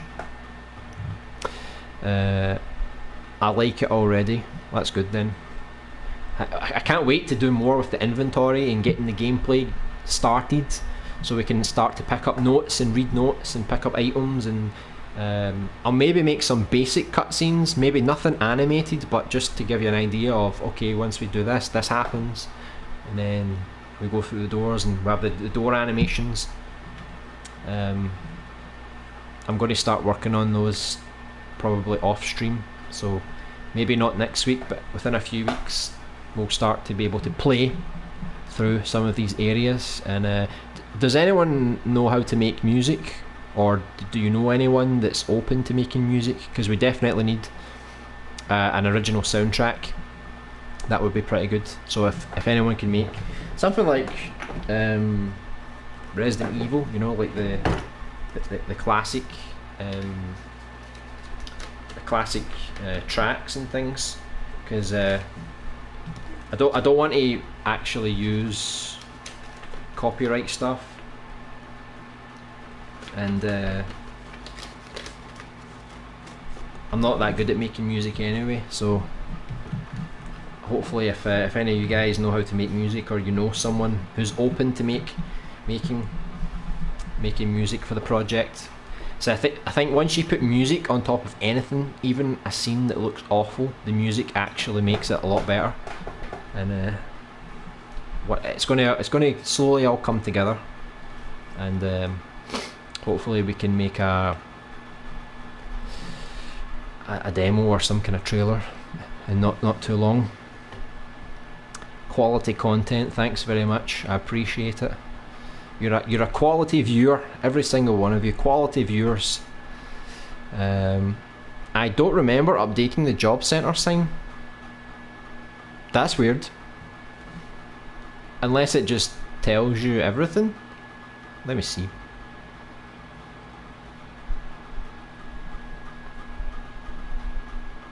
Yeah, I mean it says there's a new version. You made it on New Year's. I don't know. Maybe you did, maybe you didn't. I don't know. It says one object, but it's giving me lots of objects. And as you can see, there's no job center sign. Or is there? What's this? It's a window. Oh, I kept that window just in case. Yeah, but as you can see, there's no job center sign in the scene, so I don't know why it's referencing it. No idea. It's quite confusing actually. But maybe you updated the scene or the picture or something. I don't know.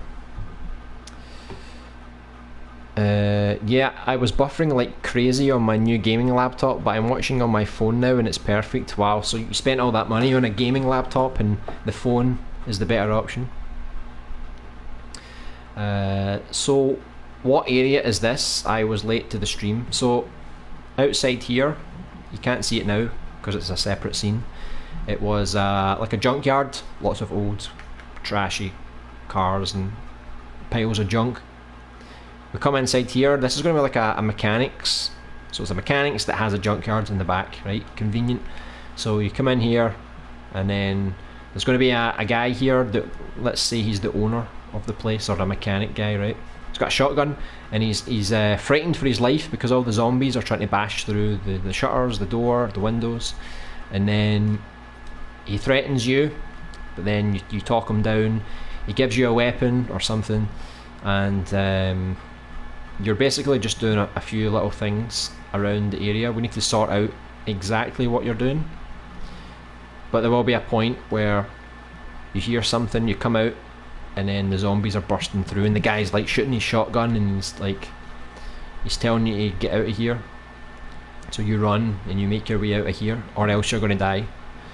So I'm going to try and make all the scenes quite cinematic, so it's not just gameplay. You're going to have some cutscenes and some dramatic moments. So like if you remember a long time ago, and the first character, when she leaves the alleyway and she goes down the street, there's going to be like a big monster like Mr. X, and he's going to come out of the flames and he's going to chase her. So she has the big monster coming at her at the start of the game, and the second character, he has a bunch of zombies coming after him. So the start of the game for both characters is going to be quite intense. You're going to have to run away for a little bit until you get more weapons and things. I'm thinking of making a game about a creature that's been outcasted by his own kind because of something his parents has done in the past, forcing him to try and adapt to his new environment. That does sound quite interesting. So it's like a coming of age for a creature, and trying and take revenge on his own kind. Oh, that got quite sinister. Okay, so yeah, he's gonna kill, he's gonna destroy his village. Yeah, it does sound quite interesting. You could definitely wrap a good story around that. That would be very good. Sounds complicated, but I hope I can pull something like that off. To be honest, like, even complicated projects, as long as the gameplay is not too complicated, you can do anything. Like I said, the gameplay here is quite simple. You aim at zombies, you shoot zombies, you run away, you pick things up, activate things. The gameplay is very simple. So it's just people that make really complicated things, like really complicated combat systems that take a lot of logic, or they're full of bugs and glitches. I'm not even going to try and make Devil May Cry or Bayonetta or anything complicated like that. No way. Not yet anyway. A flammable liquids mechanic would be great for this game. Shooting pools of spilled fuel could ignite groups of zombies. Could set traps. Yeah, that's a good idea. Maybe outside I can leave some areas where you have certain options, like you could run around zombies, you could face zombies head on, or if you notice a trap, because I won't make it obvious, I'll make it so it's there, and if people look and they think, I wonder if I can shoot that, would it blow up? So I'll think about adding some kind of traps or environmental hazards to try and make your life a bit easier. But I won't point it out, I won't tell people you shoot this, because I want people to sort of figure that out on their own. But that's a good idea. You should add the job centre, because it ruins lives just like the T virus. Oh yeah. I mean, if you go to the job centre, you're pretty much a zombie already, right? Sounds OP. Please nerf. Yeah, I won't make loads of traps. Maybe just like a few areas here and there. Just to, maybe you pull it off, maybe you don't. So it's yeah, I'll definitely need to think about that. This, however, I'm going to have to reduce the size a little bit, because I think it was a bit too big. Because you have to, I'm going to probably have to make one of these in the back as well, because if they're transporting, there's like these big trucks that we had here. If they're transporting these big trucks, they obviously need to fit through the door, so I'd say that's a good size. Maybe. But that'll do for now, I think. Just put it like that. And the windows, I don't even know, do we just use the same windows here, or maybe that would be quite fun, because these are quite big windows, so if you just see, like, if you could see the zombies outside, like bashing their way through, that would be quite funny. Because I do want them to burst through, you know, like a swarm. I'll probably change this window to another window at some point. I'm just going to duplicate this wall. Probably don't need to duplicate it, I probably could have just stretched that wall, but just, you won't see this wall in normal gameplay, you're just going to see it for the cutscene, so when the zombies burst through the windows. I mean, I could cut corners and be like, when you're in here, they already smashed through the window, so when you come out, the windows are already smashed and the zombies are already here. That's a good way to prevent myself having to make a big cutscene. But oh, I don't know if you saw that flash, that was weird. I hope I don't get a power cut. If I do, then this stream is going down. Right, I need to think, is there anything else we can add to this scene and the mechanics? I know I should probably put like some of these tires down. Take that off. Maybe put one of these like here or something, I don't know, or here. So I don't want to block your path too much, you know, because it would get quite frustrating if I'm blocking your way. You won't be able to pass through here because there's going to be like a big machine here. So I guess we'll put it like that. Maybe put a few more tires lying around, and I'll need to make like a little wall here. But other than that, I don't know what else we could use. Nothing more deadly than the JC virus. Oh yeah. You know what we should do? We should put a homage to the coronavirus. That I think that will be a nice little touch.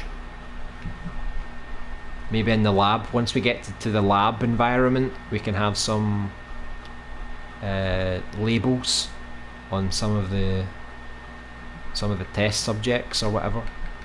and we can put that, the coronavirus or whatever it's called.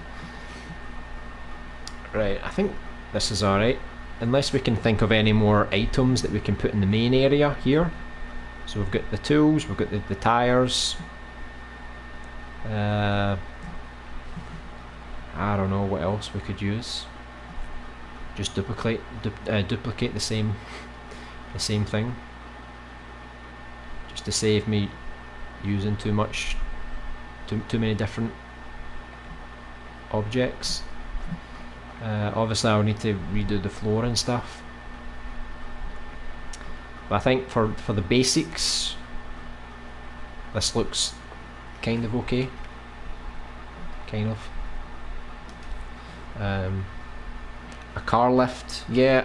Hey Thomas Kroll, I hope you're having a good week. Yeah, a car lift, that's a good idea. I couldn't remember the name of it actually, to be honest. I was like, what do you call that? The thing that lifts cars. Oh yeah, it's a car lift. Let me see, because if no one's made it, I'm going to have to make it myself, and that's going to take some time. It's glitched again. This is not a good representation. Right, I'm going to save it and back out again just to reload that. So someone made a car lift. Someone's made at least one car lift. Hopefully it's a good one. Hopefully I don't need to make my own. Look at all these lights. Hold on, I need to turn this off. Right, let's see. Car lift. Oh no, it's not working. I don't know why it's doing this today. Is it going to work now? Please work now. That's weird. It just does not want us to have a car lift. Hold on, let me... I'll try again, right? Let me go back again. I'll go in here, try and reload the menus.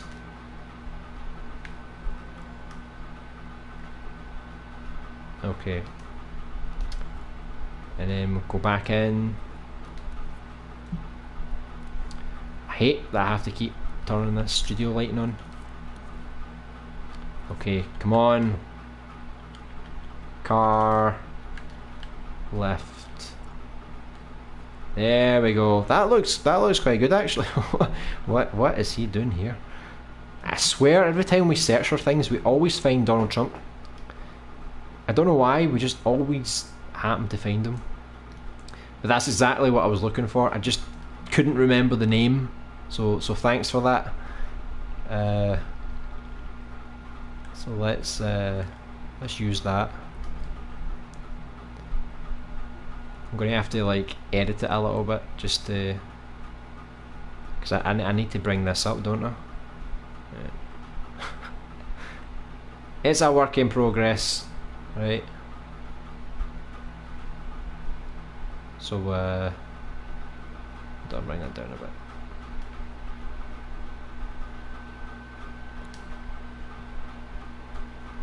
Right, do I destroy the car here?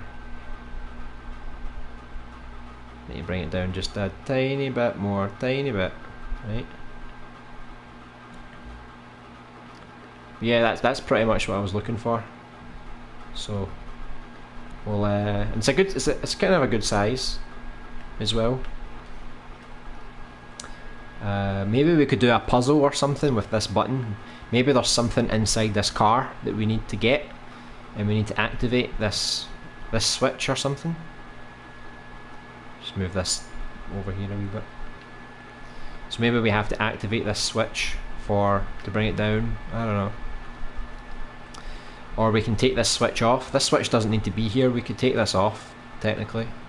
Oh, we can take it off, see? And maybe there's a remote or something, or we need to do something, basically something to bring this back down to I'll just make 2 for now, right? Maybe there'll be more, but put that back down. Right, we'll just leave it like that, right? It's a bit messy, but yeah, that looks a bit better now. Saves me having to make something for now anyway. So it's looking a bit better now. Does look a bit better. We don't really need to see on this side because the camera is not going to face that way, so maybe I'll put some cars here just for a camera angle or something. Like if I do, maybe there's a camera angle like that. Maybe that would be quite a cool camera angle, maybe. Just to show different angles, but I don't know. So it doesn't really take up much more thermal to reuse the same car. So I think that looks okay. Let me see here. Hey Scooter Bones, welcome to the stream. Hope you're having a great week. This little rabbit is hopping down the old bunny trail. What rabbit? Tell me, I must know. Just realised I've got that car in my zombie game. It's in my main character's garage. Just a placeholder though. Want to make most objects myself. Yeah, I mean I'm going to try and use as many community objects as I can. And then anything that I don't think is quite what I'm looking for, or I want to make something that's even better, then once I get good at sculpting, then I'll make stuff myself, or I'll try and collaborate with some other people to make some specific objects. So like when we look at this car lift, it's basic, right? I could have made this, but if we want to make it more realistic, technically we could just texture it and that should do the job. But if we want to make something a bit better, we could, like that button, like it's very cartoony, so I would definitely remake the button at least. But things like this, I don't need to remake this. This is good enough for me. Looks good. Don't see the point. Yeah, just the cars really, because the car's not too bad, but we can't have all the same car. Hey Richard Ortiz, welcome to the stream. Are you doing this by yourself or in collaboration with other people? And how do you do that? And how does it work between you and your other collaborators? Well, for me, I'm doing this all on my own. I am technically collaborating with you guys in the stream, but not physically in the game. Can I say physically, or is it digitally? I don't know. But if you want to collaborate with people, there's two ways to do it. Either people can make stuff and then you just search for it, like if you want Donald Trump in your game, there you go. So someone makes an object, you can search for it and just click it, put it down. You don't need to make anything. Or if you want someone to work in this level, like say I published a private version of this scene, I could add collaborators. So on the scene there's an option that says like add collaborators. Let me see if I can find it. Can you do it here? I don't know if you can do it here. Yeah, here. So you've got, I paused the scene. Up here you've got the little creation settings, and then you've got collaborators. So I can add people as collaborators, and once they accept, then they can work on this scene and save an online version. So if I left this scene like this, I left for a couple of days and other collaborators worked on this, and then a couple of days later I came back and then I saw all the walls were different and there was new items and things. So people can work on things even if you're not around, as long as you save a version online and add the collaborators to that version, they can build whatever they want when you're not around. Or the first option, you search for objects. So two ways to do it. In the future, when they add online support, I guess you could join someone at the same time and you can both create together, but so far there's no online multiplayer or create multiplayer. So that's your only two options: searching for objects or adding people as a collaborator to your scene. Save it online, they create, save it, you create, save it, so on. How are you with logic? Will you be doing the logic for your game, or have you got someone helping out? Well, Red Stool, you probably saw him in the chat before. He's really good with logic and he's offered to help out, and he's always there if I have any problems and I need to ask for any advice. But in general, right now I'm just working on the logic myself, because I don't think the logic is that difficult. To pick things up, pretty easy. To activate a door, like once you pick up a key, like you press X, you pretty much just put what do you call it, a trigger zone here, press X, activates like X, and then it's like, do you have the key? No. So you don't have the key, so the text comes up, it is locked. If you do have the key, then the door opens. So, and the key is just, when you pick up the key, activate a tag that says the garage key obtained, and then you activate the door. So it's pretty simple logic. When it comes to the combat, it's also pretty simple for me personally, just because I'm just aiming and shooting. All I need to do is a bullet. When the bullet hits them, they get damaged. They take a little bit of an animation, of a hit animation. I'll work on the combat for when they grab you and things, but it's really just a lot of animation work, and how do I link that together with logic. Everything else I think is pretty easy. I'm not making a very complex system, because I'm not amazing at logic, I'm just okay. But I think I can do the whole game without worrying too much, and like I said, I've got support if I need to ask for any tips or if I need to get any help. Here's an idea: why don't you make a car alarm go off and the zombies start coming out until you find the car keys to turn it off? That's actually a very good idea. So before, my idea was that the zombies were already banging at the shutters. However, now that you've brought that to my attention, maybe that's a good idea. Maybe that's what this car is. Maybe the car alarm is going off here, and the car keys are inside the car, maybe. So we need to find a way to activate this. Maybe the control panel's somewhere else, or we need to find something to activate it, to bring this down, to turn the alarm off. Maybe that's a good idea. So yeah, thanks for that. I'll definitely look into using that, because even though we're just doing the level design right now, we do need to think about gameplay and things, and the type of objects that we can find.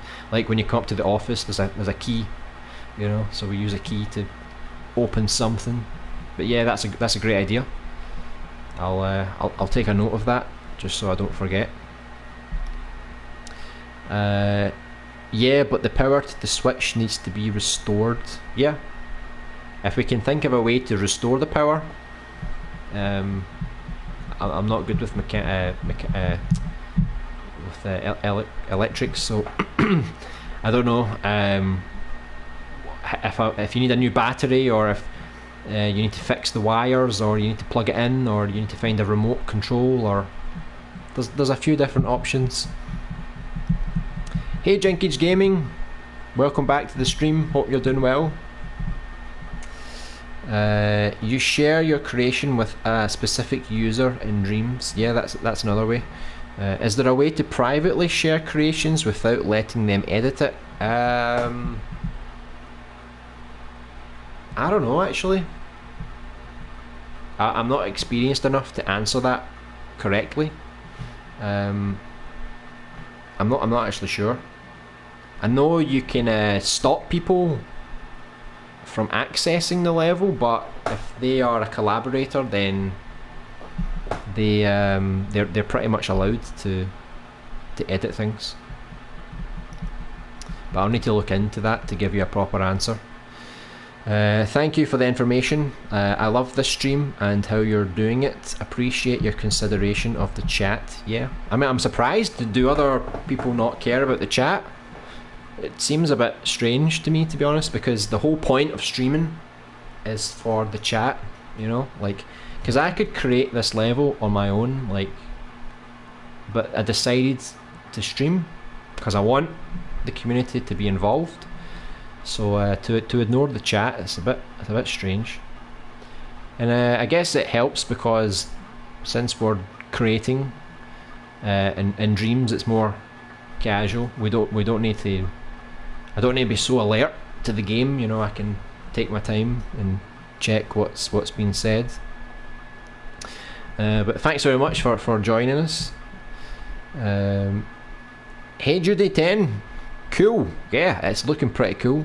I mean, it's still pretty basic stage right now, but I think once the graphics are in, the music's in, the gameplay and all that, it's going to be pretty sweet. Just you wait and see. We'll be looking back at these streams and these videos and thinking this was garbage, but now it's epic. Thanks LBA, I'm pretty good with logic, but that's about it. Well, we all have our skills, right? I'm not that good at logic, I'm just okay. I'm better at... I like to think I'm okay at level design, like, this is pretty basic stuff, but it's alright. But writing stories and voice acting, that's where I think we're going to get the most out of me, at least. I'm a jack of all trades, master of some. Well, some's better than none, right? I think you can private share by an unlisted publish, then use the send to a dreamer option, but I haven't tested this. Yeah, could be. I mean, it's strange though, some people can actually access your unlisted stuff. Somehow, I don't know how they managed to do it, because when I released my dream for the first person horror game I made before, the actual scene is unlisted. So if you go into the scenes, you can't find it. You can only find it in the dreams. You can't find it in the scenes. But for some reason, I've got a few people that have liked and played the scene. I don't know how they got access to it. I really don't. Maybe there's a loophole that I don't know about. How much are the walls taking up on thermal? I find that huge walls like that use a lot, especially if you have a few different variants. Yeah, it does, it uses a lot. Because I mean, when you go into the sculpture detail, see, I clicked this box because normally it doesn't use a lot of detail, but when you click this box, it shows you what the detail uses. When you consider the scale of the object, so I can definitely reduce all this red stuff. I can definitely reduce. I mean, it looks quite bad if you look at the thermal right now. It's a way up at 100, but we actually got to 125 before, which was a bit crazy. But like I said, this office here is going to be a separate scene, so you can disregard all of these items and the walls and stuff. So that'll give us more thermal, plus I'll readjust some things. I'll make it work. Once we get down to the final edit, I'll make sure the thermals is great problems, so I'll make sure to take that into consideration. What would you say your strongest at scheme so far is? Sculpting and character designing. I want to learn some animation and some basic music next. I've only been sculpting and doing logic so far, but I'm looking forward to animations. I've started the animations, and sometimes the puppet is a little strange when you're trying to move them around. Sometimes you move the arm and then it goes like that, like, you know, and it's like really weird and awkward, but you get used to it, you know. And but it's really easy. the only tip I can give you for animating is when you animate your character, just copy the keyframe and then edit the second one so the second one's in the same position, and then you change it again and then copy, and so on and so forth, and make sure you have the blend. I mean, you don't need to use the blend, but I would use a little bit of blend just so you don't have to keyframe every single motion. You know, if you want to save some time, use a blend, so from here to here it doesn't just go like you know, it kind of blends in and out, and you can practice with the time on the timeline. So it's pretty easy to animate. Like, I mastered it in like less than a day. It's pretty simple, so you shouldn't have any problem with that. I had people get access to my unlisted stuff. That's because on any element you use, the creator gets notified with a link to an unlisted scene. Ah, okay, so it's people whose objects I've used they've got access to. Alright, that makes sense. That's quite redundant. They should link it to the dream, not to the scene, because the scene is unlisted, whereas the dream is playable. Hopefully that's something they addressed in the full release. I know I'm rushing, but when you finish your 2 horror games of this year, do you have another project in your mind, or are you sticking to the horror genre? To be honest, I've got like 10 years worth of projects in my mind. I've got like so we're doing the first person horror, the shooter. It's a shooter, by the way. Then we've got the survival horror, and it just so happens to be that these are both horror games. It's not because I'm only doing horror games. But next year, the next 2 projects, one will kind of be a horror. It's like The Last of Us. It's funny because I sculpted my hometown and I filled it with zombies just for fun. But then I started to think, well, what if I made this into like The Last of Us, and you go on an adventure around the whole town, you go to different areas and things, and then there's I wanted to make it more arcadey, like you could upgrade your weapons and things, and then there was going to be a big story around it all. So next year there's going to be a like a Last of Us type game. It's going to be a third person, same camera style, and the other game I'm going to try and do an RPG game. So it's going to not be fully open world, but it will have open world sections, and I'm going to try and do that. That'll be one thing that's not horror related, not zombie related. So I'll try and do an RPG next year, because I love to write stories. So it doesn't matter if I'm making a horror game or RPG game, action game, whatever, as long as it's got good characters, good story. Because I want people to play to the end. I don't want to have something that's quite repetitive. I want something that flows quite well. Hopefully I can do it. But yeah, I've got tons of other games. The year after that, I want to make a third person shooter. Right now, third person shooters are really hard to make, so I'm giving myself a few years for people to develop the third person systems. And it's going to be a squad based game, so there's going to be like 4 characters, and they all have different unique abilities, and you work together to complete missions, or you have some solo missions. And I'm going to make it like Mass Effect, so you can talk to people and change the outcome of the story and things. So I've got plenty of stuff. I want to make something like Bloodborne, but a survival horror Bloodborne as well. It's another horror game. But there's tons of stuff I want to make.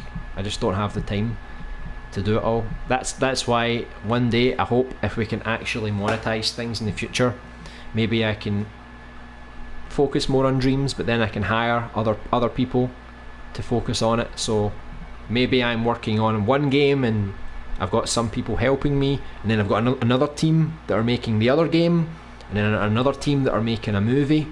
You know, if we slowly expand over 10 years, maybe it's possible.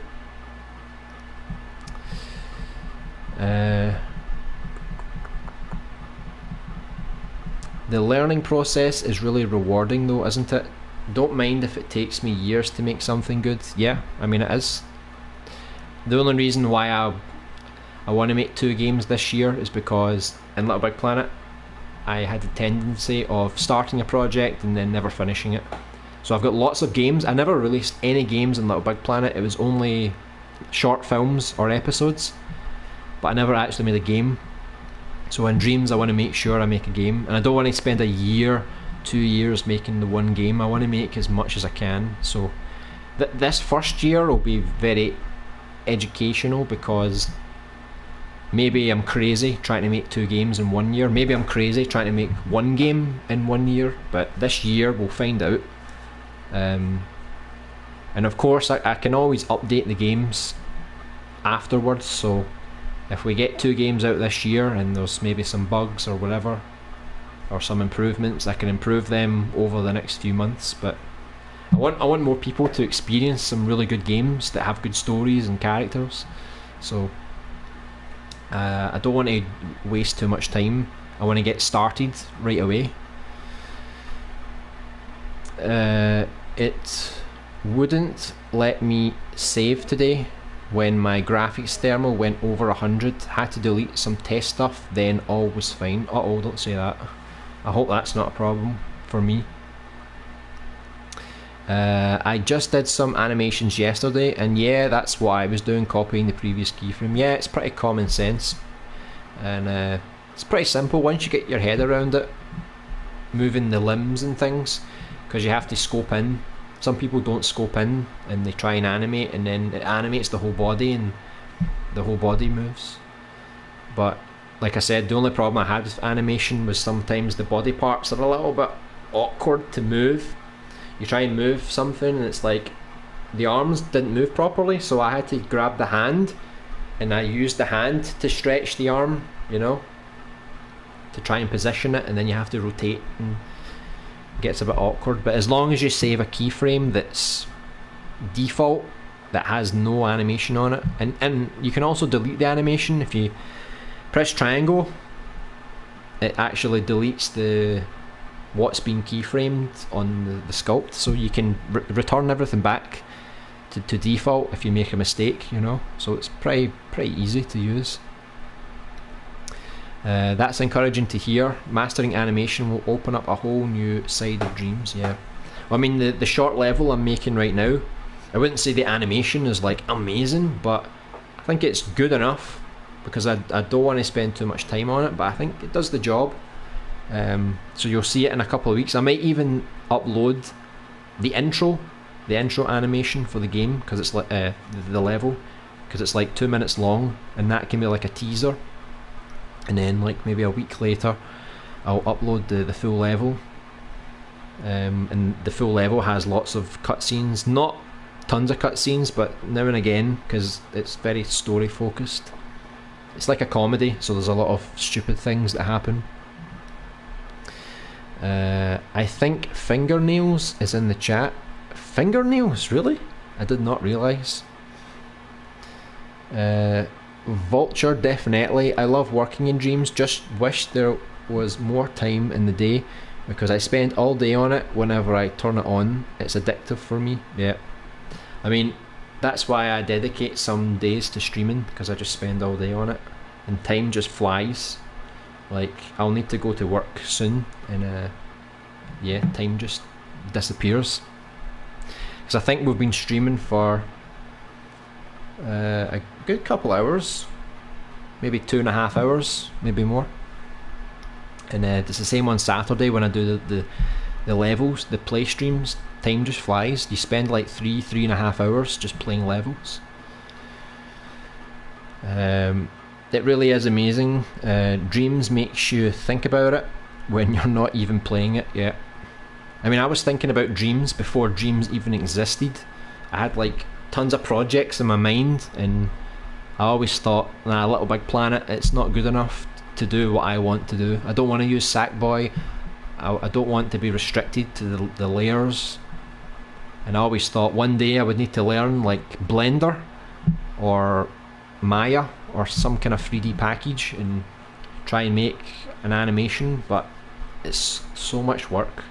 I don't think one person can make a real quality thing. On Dreams it's possible because you've got such good tools and a lot of help from the community and things, and everything's quite fast to make. So now these ideas I can actually make them in Dreams. Hopefully they release a PS5 update. Yeah, I still don't know what they're going to do with the PS5, if they're just going to make it backwards compatible and then it doesn't really take advantage of the PS5, or will they make an enhanced version only for the PS5? Problem then is you would have to have a dynamic system, so depending on if you played it on a PS4 or a PS5, the game has to naturally downgrade or upgrade, so it means all players can play the level, you know, without problems. Because it's like when Little Big Planet 3 came out in the PS4, since it came out in the PS3 actually held it back, so you couldn't do a lot of things on the PS4, which was frustrating. I think originally they had 32 layers in Little Big Planet 3, but because they had problems in the PS3 they reduced it to 16, and a lot of other things. X-Man joints. Imagine a PS5 update with double or triple the thermal. That would be insane, but possible. I'm sure the PS5 could handle 10 times the thermal, but just double the thermal would be awesome. I think once we get rid of the PS4, maybe a Dreams 2 or 2.0, I think the thermal will be much improved. And but I think Media Molecule, they're already exhausted just trying to make this Dreams work, you know. So I think thinking of an upgrade, maybe for them personally it's too soon. I think they need to develop this Dreams, add more features and change some things, and then maybe a few years, maybe 3 years into the PS5, they might release a dedicated version. But I'm sure this Dreams will be okay for now, you know. Well, it's good enough, but thinking of the future, they want to support this game for 10, 15, 20 years, so it will get more powerful over time, assuming people still support it.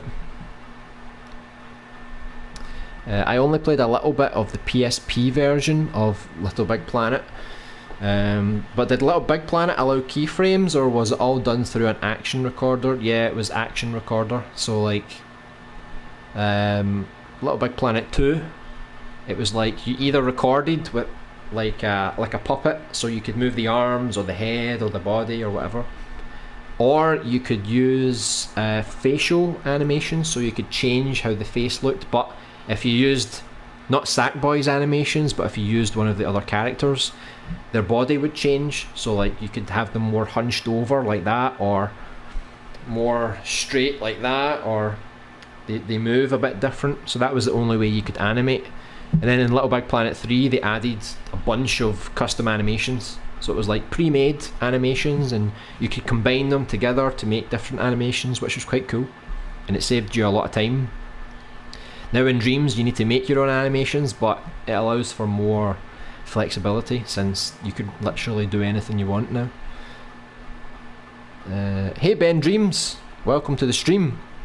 I think PS5 would just have better frames per second and wait for Dreams 2 for a big thermal bump. Yeah, I think that's probably the best solution, because they don't want to alienate the PS4 players, you know. People will be buying this game in the PS4, and then if the PS5 version comes out, they'll feel like they've wasted their money. I mean, logically it would be nice to have a more powerful version as soon as possible, but I guess it's a good thing, because normally when the PlayStation 5 or the new PlayStation launch games come out, they're never that perfect.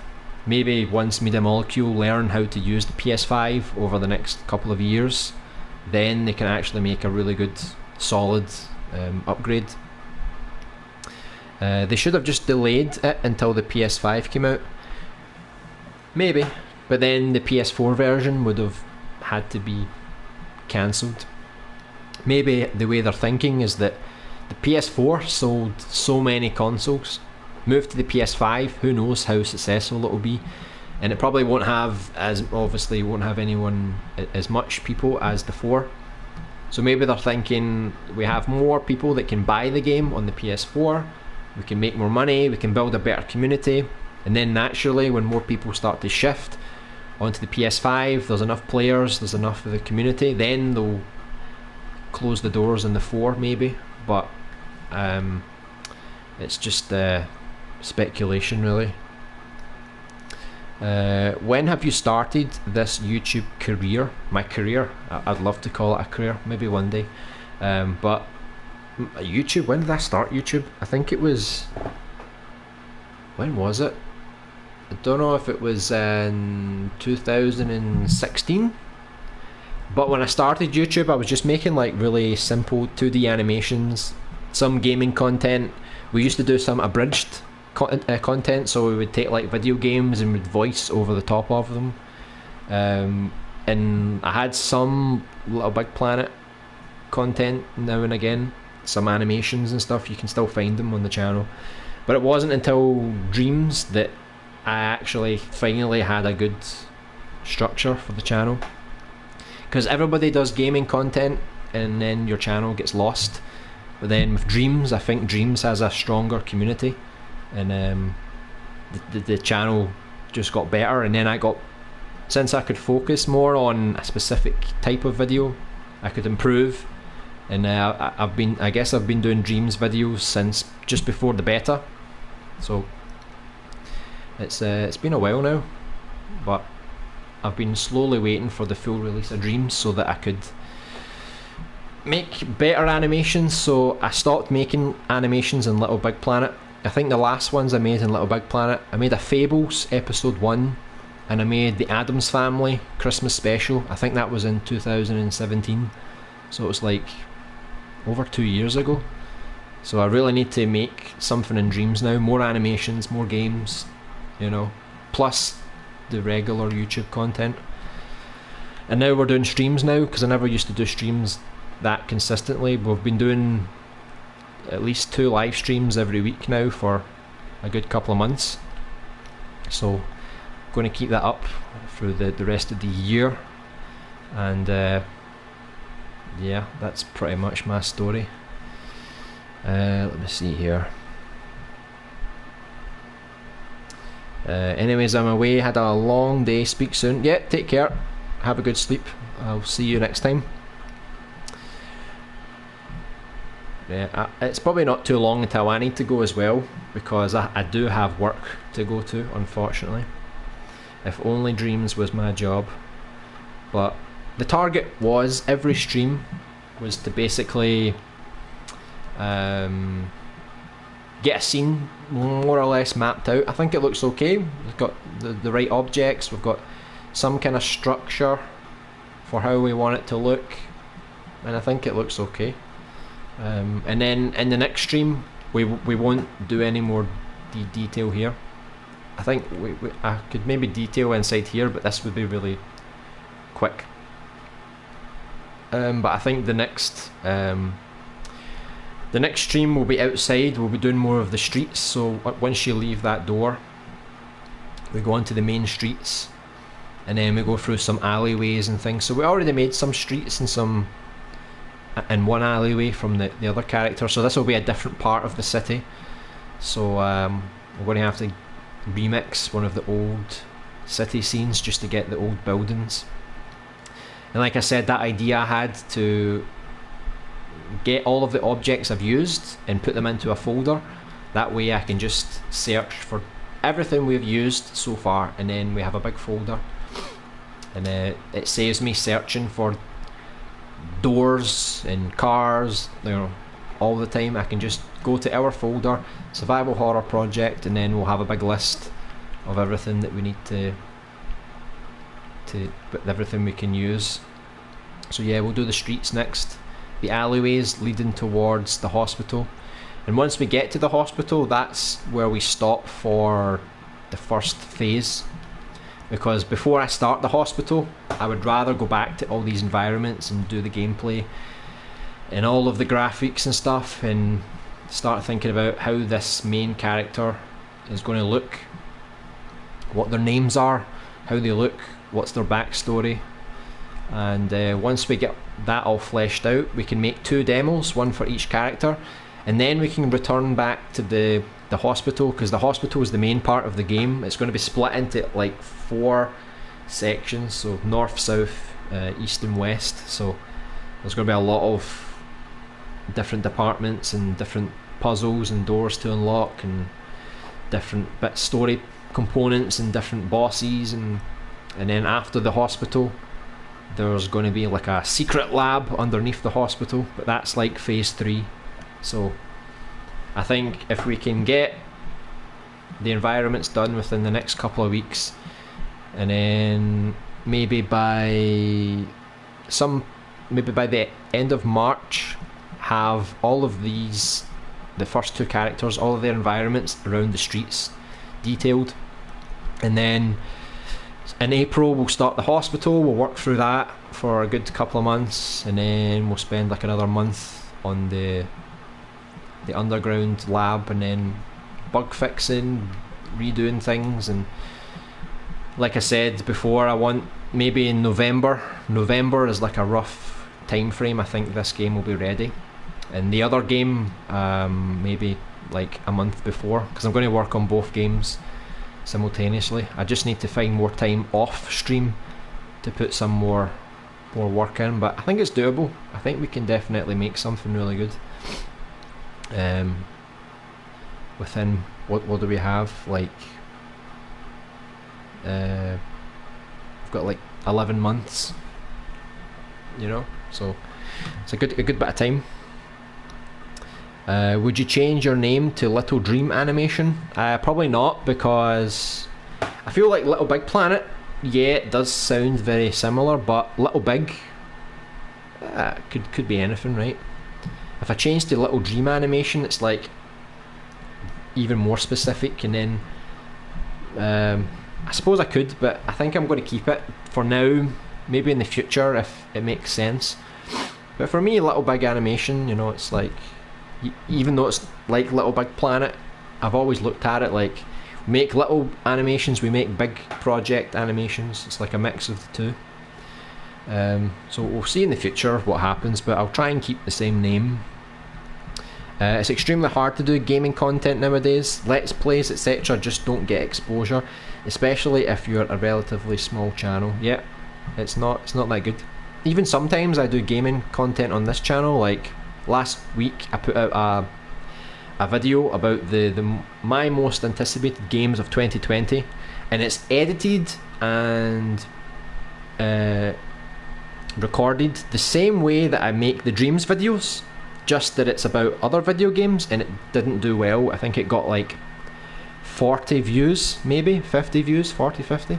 So it's not the audience here. Everybody just wants Dreams content. So I'm still going to do like maybe one gaming video a week, just because it freshens things up a little bit, but the vast majority will be features on Dreams, live streams on Dreams, animations and games made from Dreams. So the idea is that, yeah, we're going to build a Dreams community, but we can also branch out, because people who don't know about Dreams can still enjoy animations, they can still enjoy the games that we make. It doesn't have to be because you like Dreams, you just like because it's a good animation or a good game. So that's how I plan to expand in the future. Not so much through gaming content, but I do have another gaming channel. It's really old. I used to just play like retro games just for fun.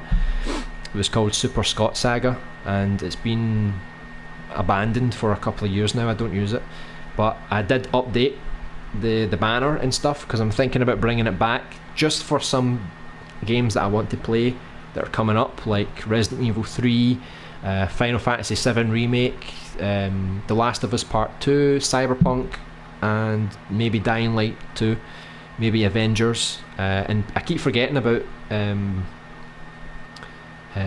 Tsushima. I keep forgetting about that game from Sucker Punch, so I want to play that as well. So I'll probably make some videos on that, but I don't want to put it on this channel because then it confuses people. So much content, different content, so that'll be on that other channel, and then people that want gaming stuff can go there. If it doesn't do well, it's okay, because this channel is my main channel, so this is the one I want to grow, but I'll still do some gaming stuff elsewhere. There's not much content like this on the internet, so it's extremely fresh. Yeah, I guess like especially creative content, because like I don't like Minecraft that much, so when I watch creative Minecraft videos I don't really find it that interesting, but I used to find Little Big Planet interesting, and obviously Dreams is really interesting because you can do so much with it. I didn't watch other things like Roblox or Gary's Mod or whatever. I didn't really watch those. Even Project Spark, I didn't really know about it because I didn't have an Xbox, so I didn't really follow that, but it feels like Dreams can do a lot, not just for the PlayStation but for YouTube as well, you know, because a lot of people can now make good animations and put them on YouTube, you know. Like I said, you don't need to be into Dreams to enjoy an animation, right? So it will be good for content creators. Let's see here.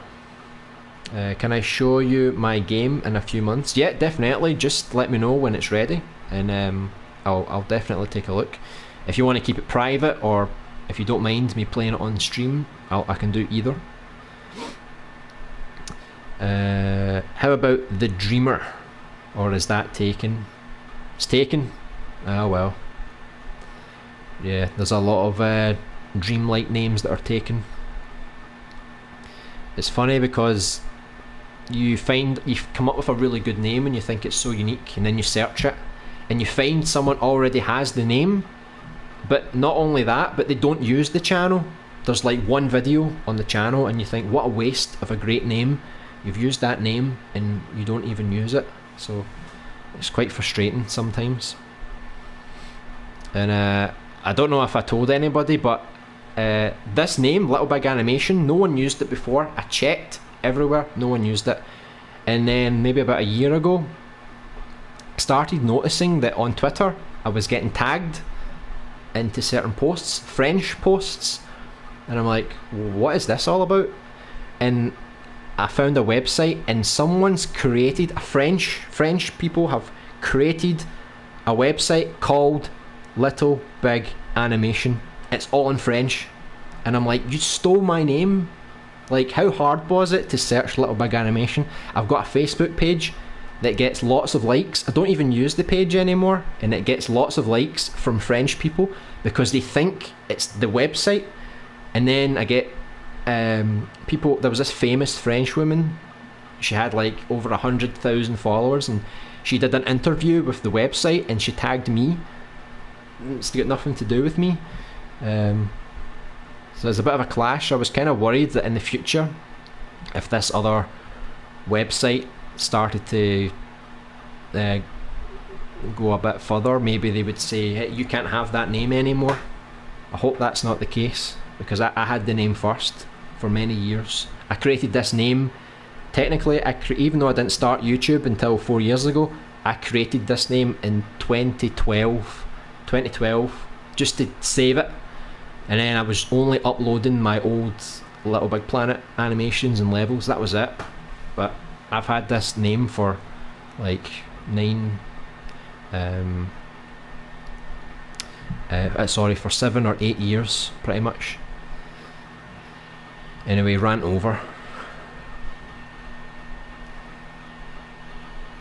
Yeah, so most games are taken. You should clean your PS4. Yeah, believe me, after I did it, my PS4 was silent regardless what game I played. See, I tried to clean it once. I guess I just need to clean it again.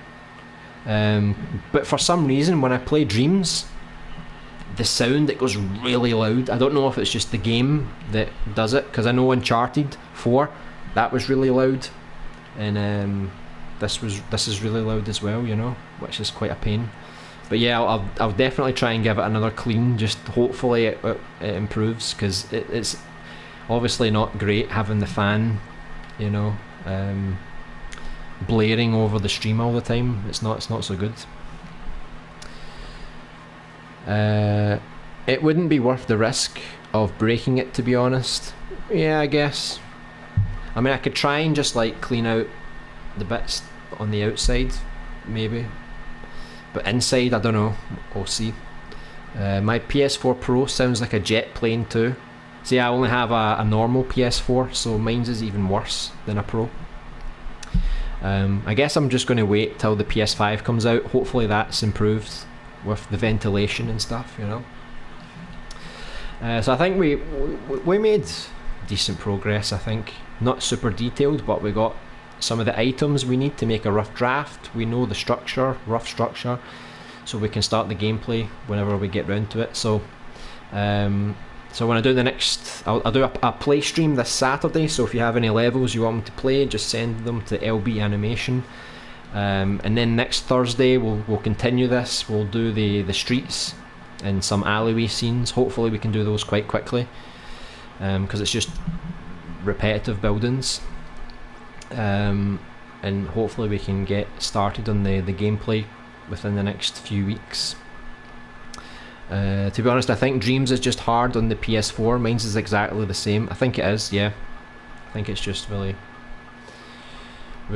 demanding. Let me just save this so I don't forget. Cleaning it was pretty easy. I was worried at first too, but it was really easy. Oh, that's good. Well, hopefully, if I watch some videos, maybe it makes it a bit easier, so I don't actually break it. So I think we've been streaming a lot longer today than we normally do for the create stream, so that's about 3 hours or so. I would keep going and make more environments, but I actually need to go to work now, unfortunately, for a good few hours. So I keep hearing that the PS5 has backwards compatibility, but I haven't seen Sony talk about it themselves. Yeah, hopefully that's the big reveal's coming soon, so hopefully they'll shed some more details on that. Hopefully we don't need to buy Dreams again to play it on the PS5. We can just use the backwards compatibility. But I'm sure, like Ubisoft, they were talking about Rainbow Six Siege and they want to make it on the PS5, but they said that they would have a backwards compatible and a new version, so maybe that was a little hint of what's to come. Anyway, so I need to go to work now. I'm almost late, so thanks very much guys for tuning in. We made some good progress.